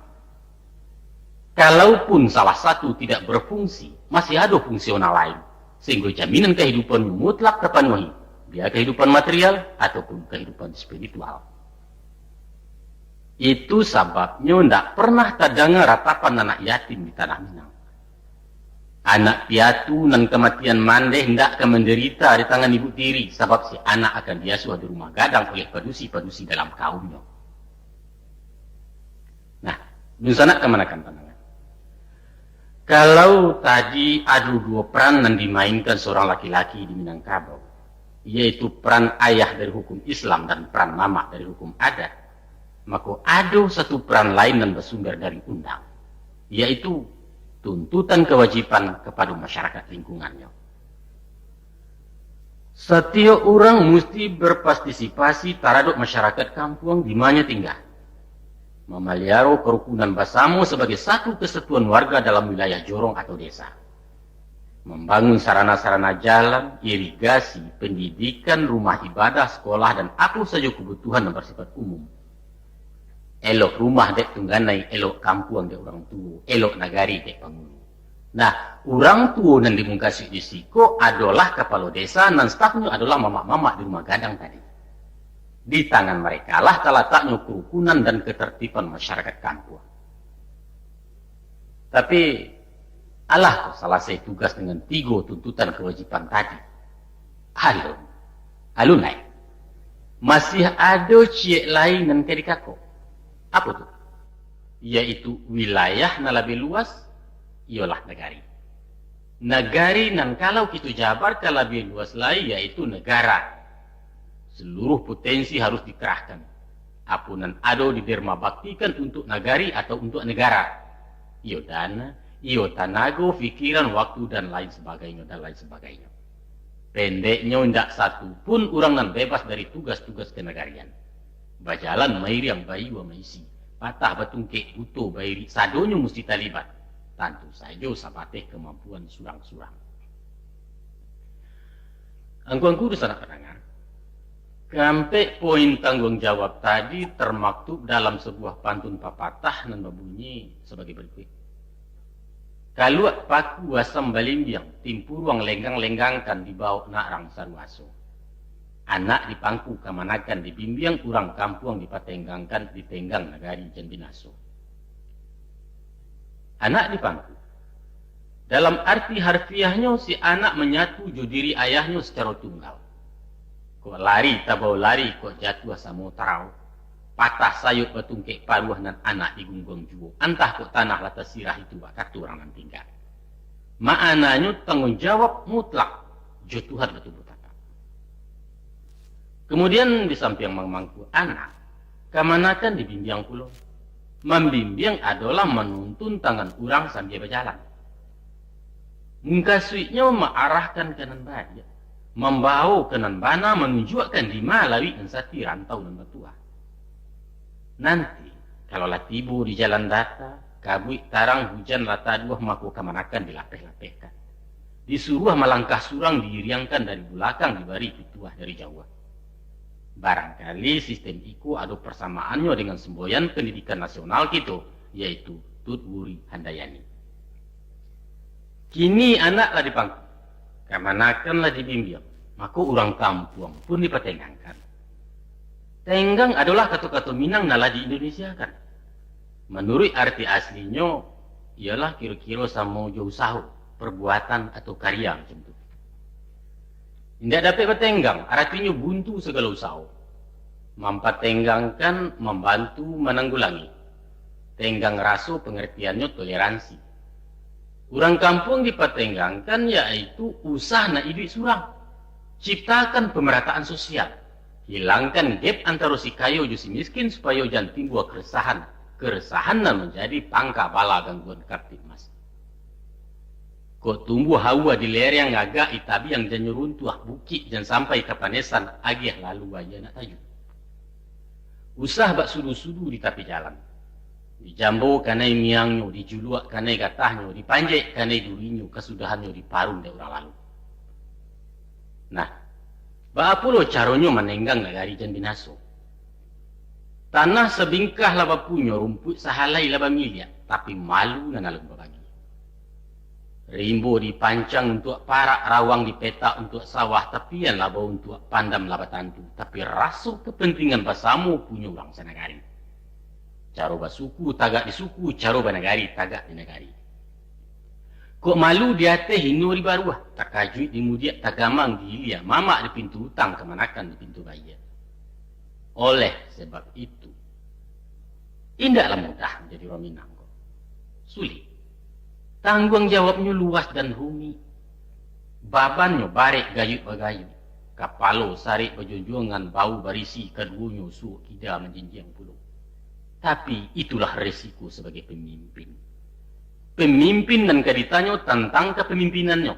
Ditanya oleh manusia dan dipimpin, ditanya oleh Allah yang memberikan pimpinan. Sadonya mesti dipertanggungjawabkan kini ataupun iswa. Para penangan akan menghormati. Banyak orang dalam berpendapat dan kadang-kadang ada juga keluhan dari dalam bahwa orang laki-laki di Minangkabau terlampau diberi ibaban. Sehingga timbul ucapan sinis dan mengatakan laki-laki dijajah wanita. Atau ada nambai buati. Semalang-malang nasib orang adalah nasib laki-laki di tanah Minang. Tak ubahnya bak buruh kontrak di tanah Delhi. Sepanjang hidupnya disumbangkan untuk perusahaan sedangkan milik pribadinya ditiadakan. Diramunya kayu karimbo, dialahnya batu angjuanau.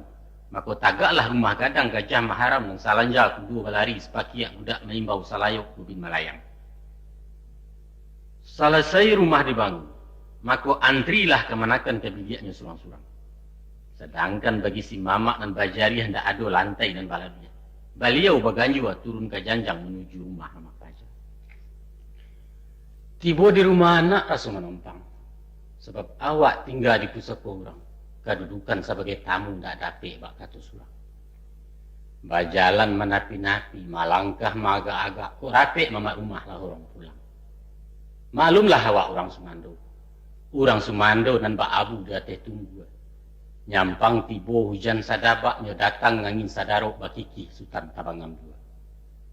Yo kok ragu tulang lai kuai, saku kok lai sadiang boneh badarai galak itu.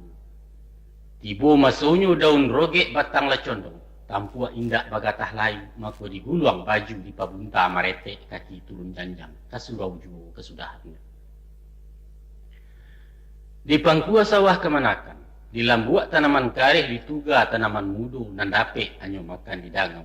Asianyo pantang dibawa pulang, sebab itu pusako tinggi tercalo bana dalam adat.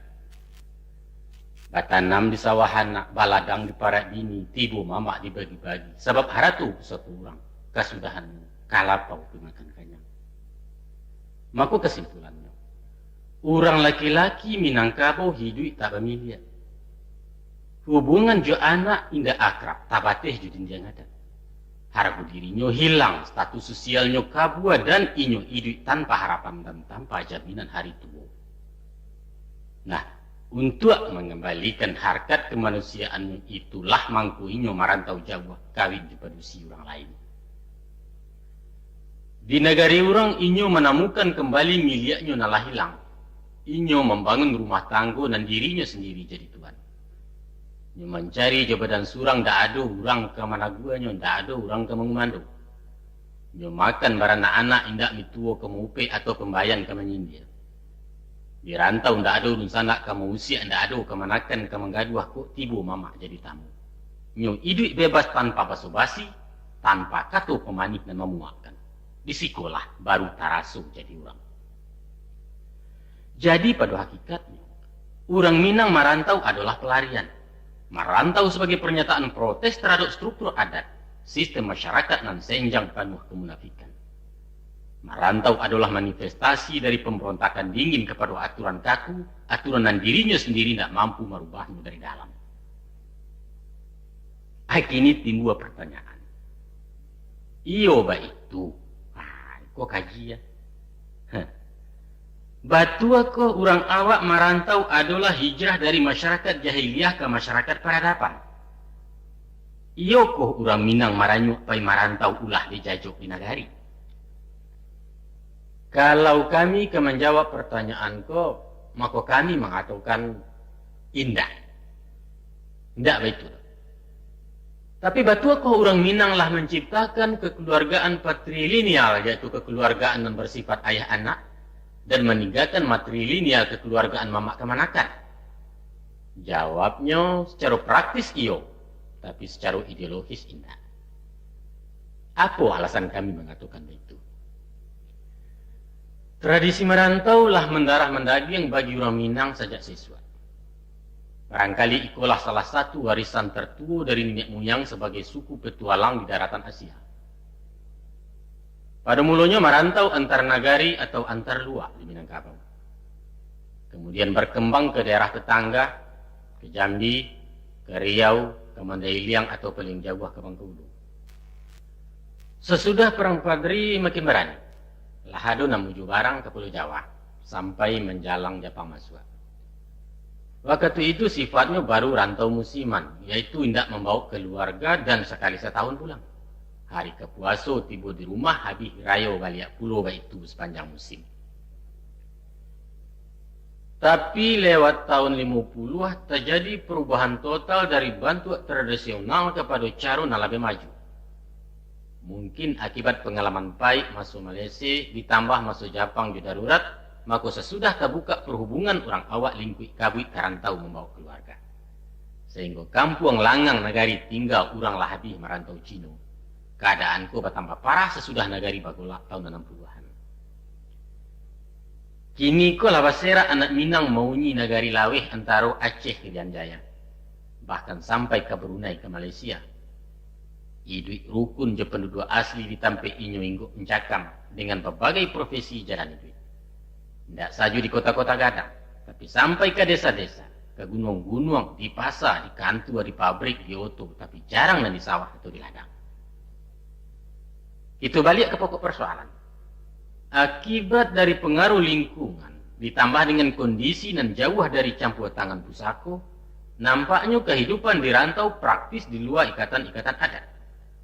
Unit keluarga hanya terdiri dari suami, istri, dan anak-anak. Sedangkan dunsanak yang kemanakan lah membantu keluarga bebas pulau bersama orang Sumando. Kok lain tandang batandang basuo masuk warisan, sifatnya sekadar silaturahmi. Satu kenyataan bahwa terjadi pergeseran dari bentuk matrilineal kepada bentuk patrilineal secara umum. Akan tetapi, siapapun tidak dapat membantah. Kalau di luar itu nilai-nilai adat tetap dijunjung tinggi. Orang masih tunduk kepada tata krama kekerabatan famili. Hubungan mama jika manakan tapaliaro bahkan tambah mesra. Minantu tetap digalai. Daipa, babisan, basumando, menyumando, babako, babaki, tarui harago maragui. Baik itu pun cara kampung managari. Pernah pada suatu hari terdengar dialog antara ayah dan anak dan cukup berkesan untuk disimak. Jika sebagai bukti. Ada seorang laki-laki suku Caniago menyumando ke orang Sekumbang. Tinggalnya di Medan. Anak beliau bernama Ervan, sedang duduk di bangku SMP. Karena terpengaruh juga ada tapanuli, maka si Ervan ku meletakkan suku di ujung namanya. Banggalah paja jenamo Ervan Caniago. Mencari kejanggalanku, maka ditegurlah dia si ayah. Kau bahasa Medannya kira-kira. Pan, kenapa kau pakai suku Caniago? Menjawablah si anak. Iyalah pula, ayah Caniago, aku pun Caniago. Sambil singin-sing yang badak dijalehkan adik si ayah. Bukan begitu, Pan. Sebetulnya suku kau itu si Kumbang. Bah, si Kumbang suku maknya itu. Iyalah, itunya pula maka suku kau itu si Kumbang. Jadi, ya Ervan si Kumbang, bukan Ervan Caniago. Nah, kalau begitu aku ni ikut maknya. Semua kalian ikut mak. Kenapa begitu? Ya begitulah cara adat awak. Kita ini Padang, Pan, bukan Batak. Nampak jaleh dalam dialog pendek Iko bahwa kalaupun tinggal di rantau, namun adat tidak akan dirubah. Inyo tidak kemangklaim suku anak-anaknya menjadi suku pusakonya. Satu harapan, mudah-mudahan adat Minang tidak kepupui. InsyaAllah. Angku-angku sidang pendengar. Lebih lanjut akan kami kemukakan data dan fakta dan memperkuat keyakinan bahwa adat sebagai warisan budaya masih akan dipertahankan. Bahkan indahlah terlampau berlebihan kalau dikatakan mereka yang dirantau dan tinggal di lingkungan bermacam-macam kebudayaan lah mengamalkan adat secara murni. Setidak-tidaknya dalam hal yang sedang kita permasalahan kayak gini. Maaf, akan kami ambil contoh Jakarta. Bahan ke Jakarta. Sebab nan pertama, daerah pemukiman orang Minang di luar Sumatera Barat nan terbanyak adalah Jakarta. Menurut sumber nan dapat dipercaya, saat ini jumlah orang awak di Jakarta mendekati 800.000 jiwa. Artinya dalam 9 manusia ciek Minang, atau kira-kira 23% penduduk Sumatera Barat sendiri. Pendeknya kalau dunsa nak pergi ke pasar proyek Tanah Abang atau sekitarnya, apa bahasa awak salah. Dijamin tidak kesasih. Itu banyak orang awak. Sudah itu alasan kami mengambil ukuran Jakarta, sebab kami tinggal siku. Jadi faham mana situasinya. Dan kami yakin bahwa suasananya indak kejauh berbeda dari daerah perantauan lain. Kita mulai dari memangkuana. Masalah iko rasanya ndak perlu lagi disingkukkan secara panjang lebar. Otomatis baban lah pikir. Allah dirasuak menjariau, Allah dikasau laki atau. Batua menurut adat syah menurut syarat. Kemudian tentang membimbing kemanakan. Walaupun indak ditawarkan, tapi kalau kemanakan datang minta bantuan lah ibadah juni kok. Pokok itu bantuan keuangan atau bantuan jasa. Tentu saja sepanjang tubuh bayang-bayang. Biar dari tingkat manapun, mama intelek atau mama awam, kaya atau tidak berpitih, namun rasu bakal manakan tak hilang dari hati si mama. Berapa banyak kemanakan yang berhasil disubarangkan mama. Mama jauh mama dakik sama saja. Kok profesinya manggale, diarahkan ke dagang. Kok beliau pegawai disekolahkan atau diusahakan ke raja. Andai kata tiba dun sanak pai bayo tantang suaminya nan tak pulang-pulang. Atau apa si buyuang sakit-sakitan tak berubah. Pada umumnya lagi bertanggapi. Kok bakal araran tentu indah.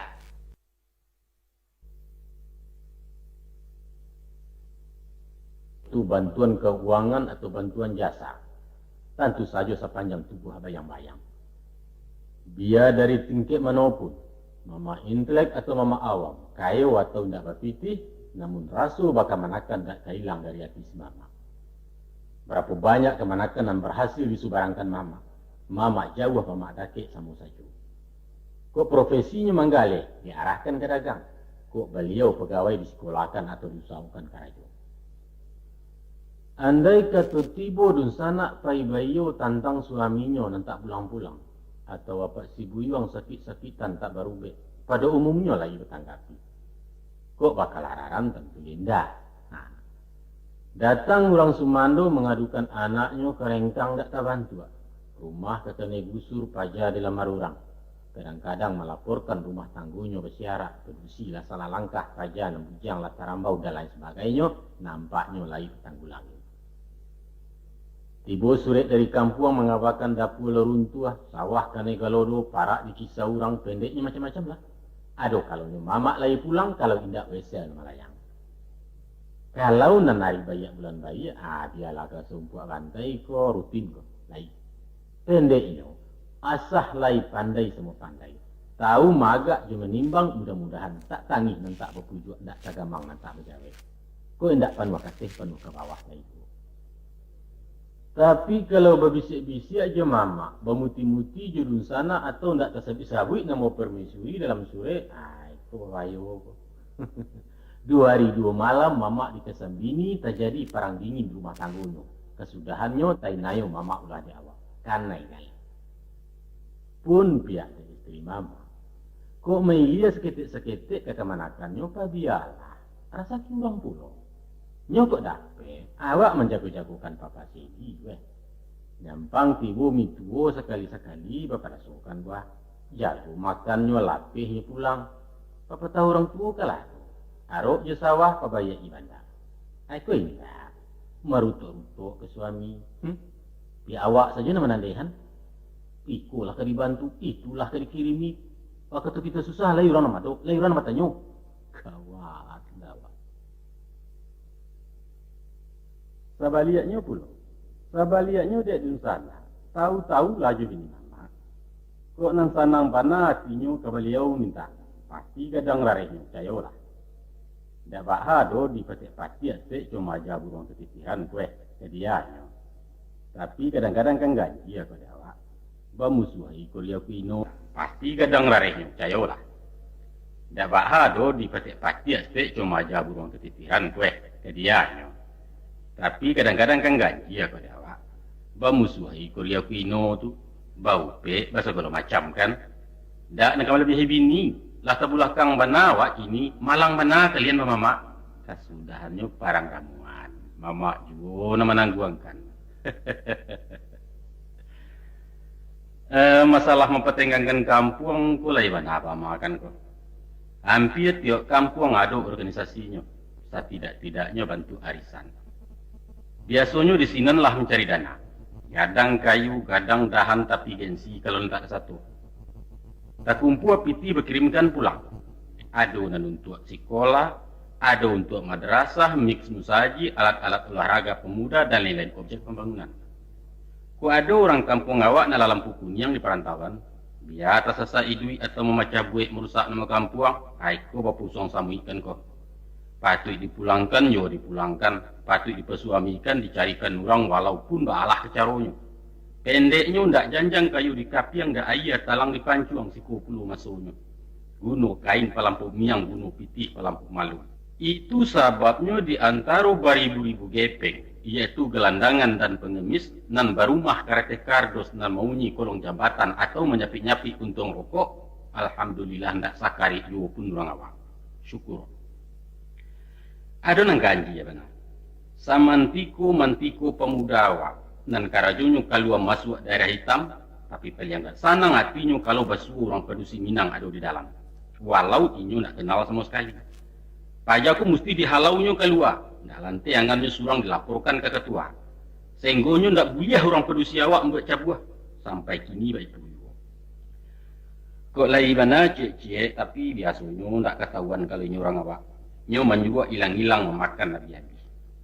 Apa dasar sebenarnya tu? Karena si pemuda tadi itu juga kamu, bukan. Karena moral, indah. Sebabnya karena malu alun berbagi. Itu. Walaupun dirinya bagai mang dosu, tapi inyo ndak rela dun sanaknya membuat malu, nyo ndak sudi negarinya menanggung malu. Sedangkan rasa malu itu sendiri bapangka dari adat. Masya Allah. Baik itu jauhnya tahun jam mulai adat ke dalam dadonya, sehingga kadang-kadang perlawanan menjadi. Mari kita lanjutkan mengumpul bukti bahwa macam manapun susahnya hidup di rantau, nagari tetap dipertenggangkan. Ditenggang usah binasu, ditenggang seratu juga adatnya. Lah umum kita mengatakan, kalau setiap pembubaran panitia, laporan rutin dan mesti didanga adalah defisit keuangan. Panitia tekor. Apa karena pemasukan dan tidak mencapai target anggaran atau karena kampianan bocor? Itu daerah lah itu. Tapi lain halnya dengan pelaksanaan MTQ tingkat nasional di Sumatera Barat tempoh hari. Panitia balap. Urang tak heran-heran, kagum kita bangga dan pemerintah pun puas. Di mana kuncinya? Kuncinya antara lain dek banyaknya dana dan mencucu dari perantauan, di samping sumber-sumber dari kampung sendiri. Dan tentu saja kuat kakam karena sapi, dek ketatnya pengawasan dan pengarahan dari Pemda kita. Itu cek itu. Nah lain, ada satu gerakan sosial di perantauan, namanya Gebu Minang, Gerakan 1000 Minang. Gagasanku timbulnya dari Bapak Presiden, supaya setiap warga Sumatera Barat menyumbangkan Rp1.000 setahun untuk pembangunan daerah. Lantas terbantulah Gebu Minang tadi, dan dikelola oleh tokoh-tokoh masyarakat rantau untuk mengumpulkan dana. Hasilnya dikirimkan balik ke kampung. Nah, walaupun alun berjalan sebagaimana yang diharapkan, namun realisasi dari mempertenggangkan kampung lah nampak itu. Lah basulah matuari bergalanggang maturang banyak. Mari kita taruhkan gini. Dalam rangka halal bihalal tahun 86 lalu, Himpunan Para Seniman Minang Ibu Kota menyelenggarakan pagelaran seni yang berjudul Pekan Wisata Budaya Minang. Segala macam permainan rakyat dikeluarkan. Baik tujuh bazar dan menjual jenis-jenis makanan dan hasil kerajinan tradisional. Sajak dari nan klasik sampai nan modern ada. Pacuit ya, tandian ngalang-ngalang, silek, dabuh, teater, macam-macam.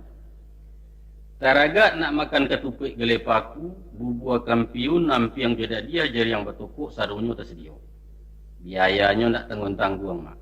Ampi ya 100 juta. Coba bayangkan. Nampak mana tabu dua sumangi waktu itu. Nan kayo turun jopiti, nan jadi urui nan bagak menjaga keamanan. Nama dia muku banyak. Pendeknya salapan hari, salapan malam, lamunyu bagu linsam di Senayan. Rasuka pacah istoratu di buahnya. Sia nan takkan merasa bangga. Kalau alek itu dihadiri oleh menteri-menteri, para jenderal, gubernur, sampai ke bupati sadonyo mama itu. Bintang film sambuah pengusaha jangan dikatakan lain. Tapi maaf angkuanku. Nan kami mengkasih mengabarkan iko adalah untuk membuktikan bahwa dahsyatnya ledakan rasa rindu je cinta karena Minang. Keliru kalau ada nama pendapat orang awak merantau mau dandam. Omong kosong itu. Waktu terjadi tanah longsor Bukit Tui dan dinyatakan sebagai musibah nasional, para perantau dari seluruh tanah air secara spontan tanpa dikomando meresek saku surang-surang membantu dunsana-dunsana di kampung. Konon kabanyo dana nan takumpul mencapai jumlah 1 miliar. Alhamdulillah.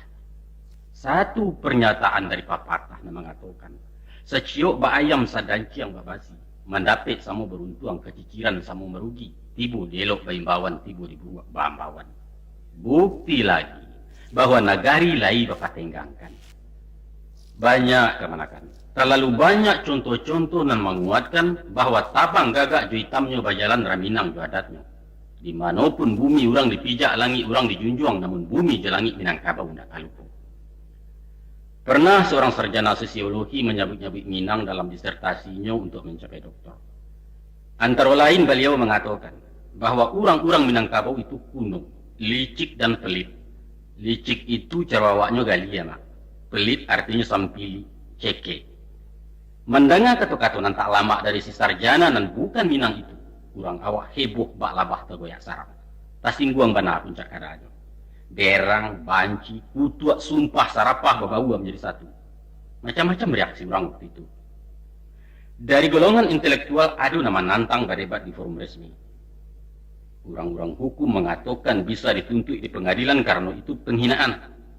Politikus menilainya sara, mengancam kerukunan dan kesatuan nasional. Para remaja berkomentar, pajatu sakit hati ke pemuda Minang sebab cintonya ditolak. Dan pareman menggarega, dan satu laki-laki di lapuk mencuang pajatu, dan lain sebagainya, dan lain sebagainya. Akhirnya dengan beberapa pertimbangan masalahku didiamkan saja. Nah, terlepas dari persoalan iyo atau tidak, batua atau salah, dan nyata reaksi spontan itu bertolak dari harga diri, sebab barang yang dicintoinya dicaci uang.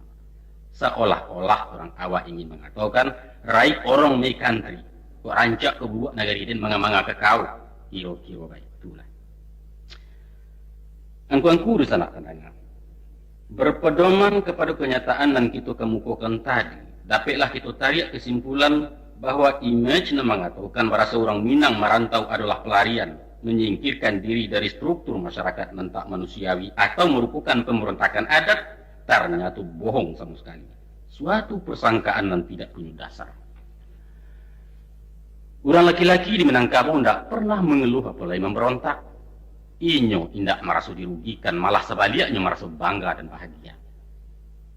Kalau dikanari pikir-pikir, baitu sare tugas dan disandangnya. Tugas sebagai ayah, sebagai mama, sebagai putra daerah, dan bagi orang lain mustahil tangke sekaligus, maka akan timbul pertanyaan.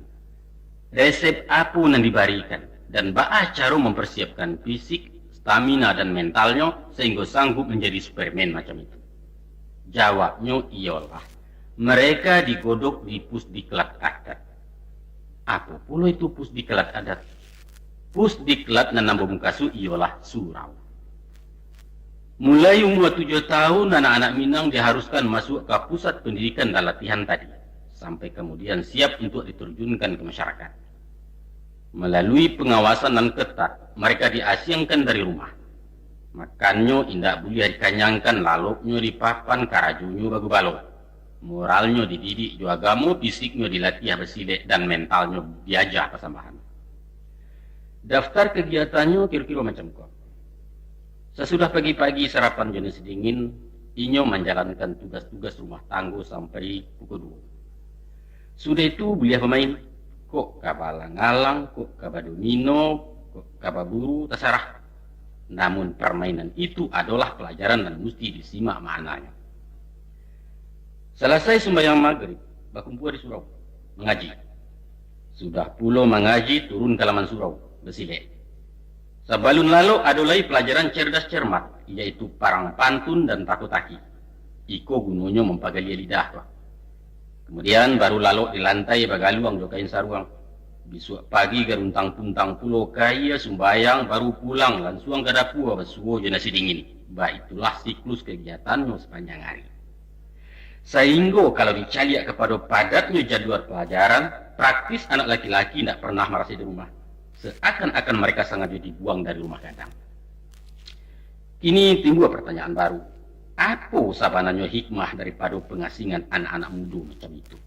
Nah, baiklah, kita bicara soal pengasingan. Setidak-tidaknya ada dua manfaat yang dapat diambil. Yang pertama ialah untuk tindakan preventif.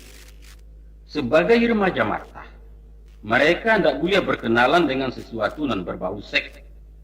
Untuk itu anak-anak yang serba ingin tahu itu tidak dibenarkan bagi buah jurusan anak atau mencari hal-hal yang bersifat mengundang pikiran kotor dan mungkin saja ditamunya di tengah-tengah keluarga. Kalau pergaulan bujang jogadi tidak dibatasi, alamat kata jadi penyimpangan-penyimpangan dan merugikan akhlak. Akibatnya paga makan tanaman. Apakah itu mungkin, pada tua? Sedangkan mereka sekeluarga. Kenapa tidak mungkin? Itu kerja mudah bagi setan jua bili. Dia ulah bagi sia jua bagi esok. Lama-lama habis miang di sambilu. Kesudahannya tabaka batuang serumpun kalam nagari jua esoknya. Tersebab bagalintin pintin taruh jua saham. Satu wakatu pungguang kapak kata jam jua. Trisno jalaran soko kulino kata orang Jawa. Cinta akan bersemi melalui pergaulan intim. Taro ndak dunia. Tapi kesempatan ado bisa terambau. Urang kahutan tak berniat pai baburu basuo juki jam patah, pasti digungguangnya dibawa pulang. Sabaliaknya biarpun berniat ke mencilok tapi nan punyo indak talengah bisa orang kerja buat. Nah, untuk menghilangkan kesempatan-kesempatan itulah mangkonya dihasilkan anak bujang lalu di Surabaya. Adapun ajaran moral ala Minangkabau menomorsatukan kesucian akhlak tentang kesusilaan. Di antara salapan pasang kejahatan menurut hukum adat, sumbang salah adalah urutan paling baik. Bisa diancam dihukum buang kok. Sumbang salah itu artinya kejahatan susila. Makanya, ukuran martabat seseorang ditentukan sampai di mana kemampuannya membatasi diri dalam perilaku dan ada hubungannya dengan wanita. Perampok bisa dimaafkan, pembunuh dapat diampuni, tapi skandal seks tidak mungkin ditolerir oleh masyarakat. Baik itu sensitifnya masalah pelanggaran susila, sehingga bisa-bisa menimbulkan perang antar suku atau antar negari. Kalau kemanakan dari suatu kaum diganggu, itu berarti penghinaan bagi seluruh laki-laki di kaum yang bersangkutan. Dan setiap penghinaan akan dibalai dengan cara apapun, ditanam tumbuh di kebuah gadang itu petahnya. Acok bana terjadi perceraian beruntun dalam dua suku bayi pabisan hanya berawal dari putusnya pertunangan. Sepele. Kalau kemanakannya diberi malu, maka kemanakan atau pemilih yang mempabue akan diberi malu pula. Tidak dapat jenang kasa, jenang lalu, tidak talok, jeladiang, racun dan cakap mesti berbalik. Sampai macam itu, bana tingginya nilai susila di tanah Minang. Maaf, barangkali kemanakan dace-dace mendengar satu berita. Bahwa terjadi perceraian di malam pengantin akibat anak daru tidak selamai. Seluruh kaum goncang. Di sekolah dituntut peranan mama untuk bertindak sebijaksana mungkin. Kau dapat garis patah di saruang tak tertebai di negari. Cuekin aja. Itu sih masalah sepele, bagi bung yang sepele. Tapi bagi kami serius. Mau apa? Tuh. Kalau di daerah lain disediakan acara cari jodoh bagi muda-mudi. Nan mendapat legalisasi dan perlindungan hukum adat, tapi di tanah Minang itu diharamkan. Jangan cuba-cuba bagi joan matu, jo anak gadis orang kalau sayang di kupiah nak ketemu Tapi ko iyalah taraga kudu nak bapulano kabau laingin bapasangan acari selah piti banyak-banyak. Baik itu juga pihak nang gadis-gadis. Indak buliah palala, indak buliah galak marahai, indak buliah penduduk tangga janjang. Paling cilaku petandang lalu pantang nak gadis perjalanan surang. Kalau budi lata singi hilanglah tuah di negari rancak dan tidak pegunung lain. Dalam hal itu mama pun diperingatkan. Agak palia stek mato mak. Tu supiak manih lapang galak surang demu kecamin tu. Barangkali siriah lah pati perjanjuangan. Bah itu waris dijawikan orang dahulu. Antak ini tidak jalan. Tapi nan nyato, secara simbolis masih tinggal curiang di batu. Nampak pakai-pakainya. Saya lihatlah. Di antara 27 provinsi di Indonesia tercinta, barangkali Sumatera Barat lah satu-satunya daerah yang tak pernah mempunyai lokalisasi WTS. Mungkin saja barang kuadu, tapi di awak indak pakandangkan, indak pamerkan. Mari pertahankan lambang supremasi moral yang menjadi kebanggaan Ranah Minang. Itu manfaat dan pertama. Manfaat yang kedua ialah untuk menanamkan wibawa pribadi. Batu tu aja dun sandak produksi atau juga kemanakan para lu saja. Mesti serius, tegas tindakan humor apalagi berkele-kele. Sada mengecek buang muka kena lain usah dipandang ngecek matonya. Maka secara kejiwaan lawan mengecek akan menaruh hormat dan segan. Disitulah tumbuhnya kewibawaan seseorang. Tapi sikap semacam tadi akan sulit diciptakan oleh si calon mama disebabkan pergaulan nan terlampau intim di keluarga. Dikhawatirkan nanti ia tidak bisa berfungsi sebagai pemimpin dan potensial di rumah gadang. Agaknya ikulah alasan timbulnya suatu etik bahwa seorang komandan tidak boleh terlampau akrab dengan anak buah, begitu juga antara guru dan murid. Maka untuk membantu satu kepemimpinan dan berwibawa mesti mampu mendisiplin diri. Dan itu hanya bisa kalau pandai menjaga jarak antara yang dipimpin dan memimpin sehingga timbul rasa hormat tadi. Itulah yang dimukasuk dengan mama disambah layar kemanakan disambah batin. Kita tahu kan? Sebelum ke surau makan dulu. Makannya ndak baik dan hidang kan dah. Ambil surang ke periwak sedang terjarang kalau paralu menyuruh sampai tagak pintu dapur. Itu dalam maknanya tu kemanakan. Kalau makannya ditatiangkan, airnya diisikan, diservis, dipadasokan, maka akan timbul rasa berutang budi dalam hatinya. Aiko babayo. Apabila seorang laka makan budi, rumi mengatakan nan bana. Lidah letai impi nan iyo tersabut indak nan indak tersabut antah. Ba'a kata Pak Hakim ke menukuk meja menjatuhkan hukuman. Kalau si terdakwa lah menanam budi dari dulu. TV warna 20 inci letak birumbun di ruang tamu. Apa kata ibu? Tolong kata Pak, ibu Pak. Hancur keadilan dia ulah jasuk lah makan. Kau akibatnya kemanakan. Ingat bahwa mama juga adalah hakim di rumah gadang, hakim di dalam kaum. Oleh sebab itu, calon mama tidak boleh dibiasakan dapat servis dan membuat inyo lupa diri nanti. Tiba di surau, dibuka sore ado guru beraja mengaji. Lah tamat Quran lanjutkan beraja tafsir. Beraja fikih, tarikh dan lain-lain cabang ilmu agama untuk baka dunia akhirat. Iko paralu, bahkan lebih paralu dari segala non paralu-paralu. Ibarat suatu gedung, maka agamu adalah fondasi dan manahan barik bangunan.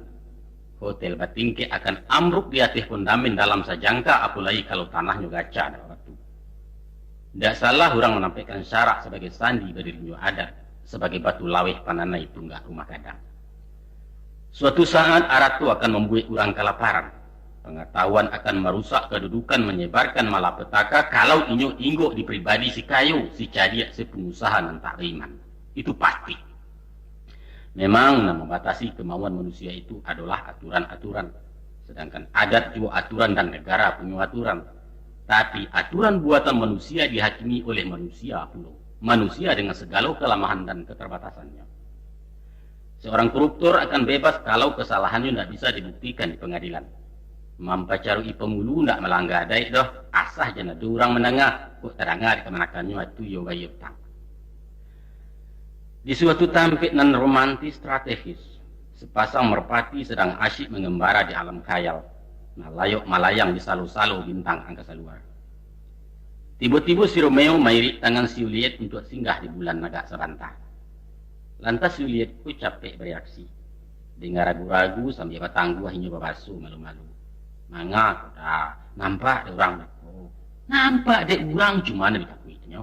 Baik kalau tidak orang, baik kalau tidak nampak. Tahu. Maka runtuhlah suatu pertahanan terakhir sebab bentengnya dibangun dari batang pisangan rapuh, bukan dari cor beton batulang wajah, bukan benteng iman atil jaminan Allah. Na'udzubillah min dzalik. Jadi kesimpulannya, agamu mesti dipakukan arek dalam jiwa para remaja. Mesti ditakar, mesti dididik, mesti dilatih.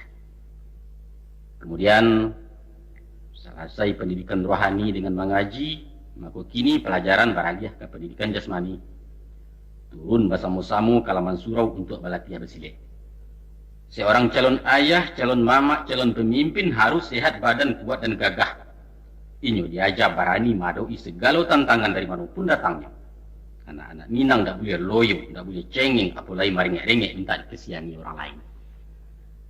Dia terpentas kehidupan, acuk bana basuah sewenang-wenangan dengan berbagai alasan. Tapi nyato setiap kezaliman mendatangkan sansaro di masyarakat. Nan bingung makanan cadiak na lamah mati di garata nang ketek terjelapak di salok kaki orang kadang. Dalam kondisi macam itu dibutuhkan munculnya seorang pahlawan. Syaratnya cie, yaitu baga. Baga bukan dalam artinya batinju, tapi baga merubah sesuatu atas kebenaran, baga mengatakan nan hak walaupun pahit. Maka tampek mencari baga itu di sasaran, bukan di sasana. Sasaran itu lapaknya di laman surau. Nah, baiklah, kita lanjutkan. Selesai Pulau Beraja Sile, maka siswa-siswa naik ke surau istirahat. Dalam menanti mata tatantu ada puluh acara bebas. Di sudut tadanga batakotaki di hilia babalai pantun di ulu berdebat berdiskusi di tengah mapa kesembahan. Kasadonyo itu adalah baraja memahami aspirasi orang, peka dan tanggap dengan situasi, kemudian capek bereaksi. Itulah unsur-unsur untuk mencetak seseorang menjadi arif, cadiak dan lihai. Itu juga sebabnya keluaran surau manusianya lah siap pakai. Tokoh-tokoh pejuang kemerdekaan banyak dilahirkan di Minangkabau. Mereka bukan sarjana tapi sanggup merubah jarum sejarah. Kalaupun ada lulusan sekolah Eropa namun pendidikan dasarnya di surau. Singo-singo diplomat revolusi dilapehkan dari Rimbo Minangkabau dan sarangnya adalah surau bukan universitas. Itu dulu kemanakan. Dulu sama-sama merintis, marabui dan mempertahankan kemerdekaan. Tapi kini di era mengisi kemerdekaan kini kubah, entahlah. Selain daripada itu, di bidang keamanan dan ketertiban surau berperan penting. Dengan diasramakannya anak-anak akan mudah mengontrol kegiatannya dalam masyarakat. Umpama kapatang ado gadih nan tapaki ado ayam nan takeo atau paga nan tarompak cari orang nyosia nan takalut surau petang. Nyampang kampung kamasuakan lanun datang mengamuk kebakaran dan lain-lain tokok saja pintu surau. Kemanakan? Sakironyo orang kini sempat mencari keadaan pemuda tempo dulu lalu di surau. Kesannya cuma cie. Menyedihkan. Ya, menyedihkan. Atau orang lain akan berkomentar. Sampai hati ibu-ibu Minang menyiksa anaknya tidur di langgar. Memang menyedihkan. Bakasua lantai pelupuah superai jola piak pandan tangan dikatua jadi banta saruang kuntang buang keselimut. Persis gelandangan dan tidur ke kilimo. Padahal di rumah gadang ngapun nindak. Rumah yang dibuatkan memakan duangnya salimut tabah pembeli ayah atau paragiah dari bako. Tapi memang baitulah seharusnya ditampil latihan. Latihan ketahanan fisik dan ketahanan mental. Mesti kuat menahan dingin. Antah nanti mungkin kalalok di tengah padang basau ambun. Pungguang nalah tabiaso yunan kareh tindak kecangguang kata gamang lai kalau tapaso tidur di batu bakalang tunggu dalam hutan. Ya, perjalanan hidup itu ndak salah menyemani, ndak salah mulus. Siapa tahu nak terjadi. Malang jemuju nak cari tangga dari badan. Dusana dan kemanakan penanya. Ada ajaran kuno orang Saiswa, yaitu jan palalok pagi. Mesti dahulu bangun dari ayam dan pada rasaki dicetoknya. Untuk itu, satu tadanga atau sebuah belompean kepincuran atau ke batang ayam mandi baranang ke cimpuang.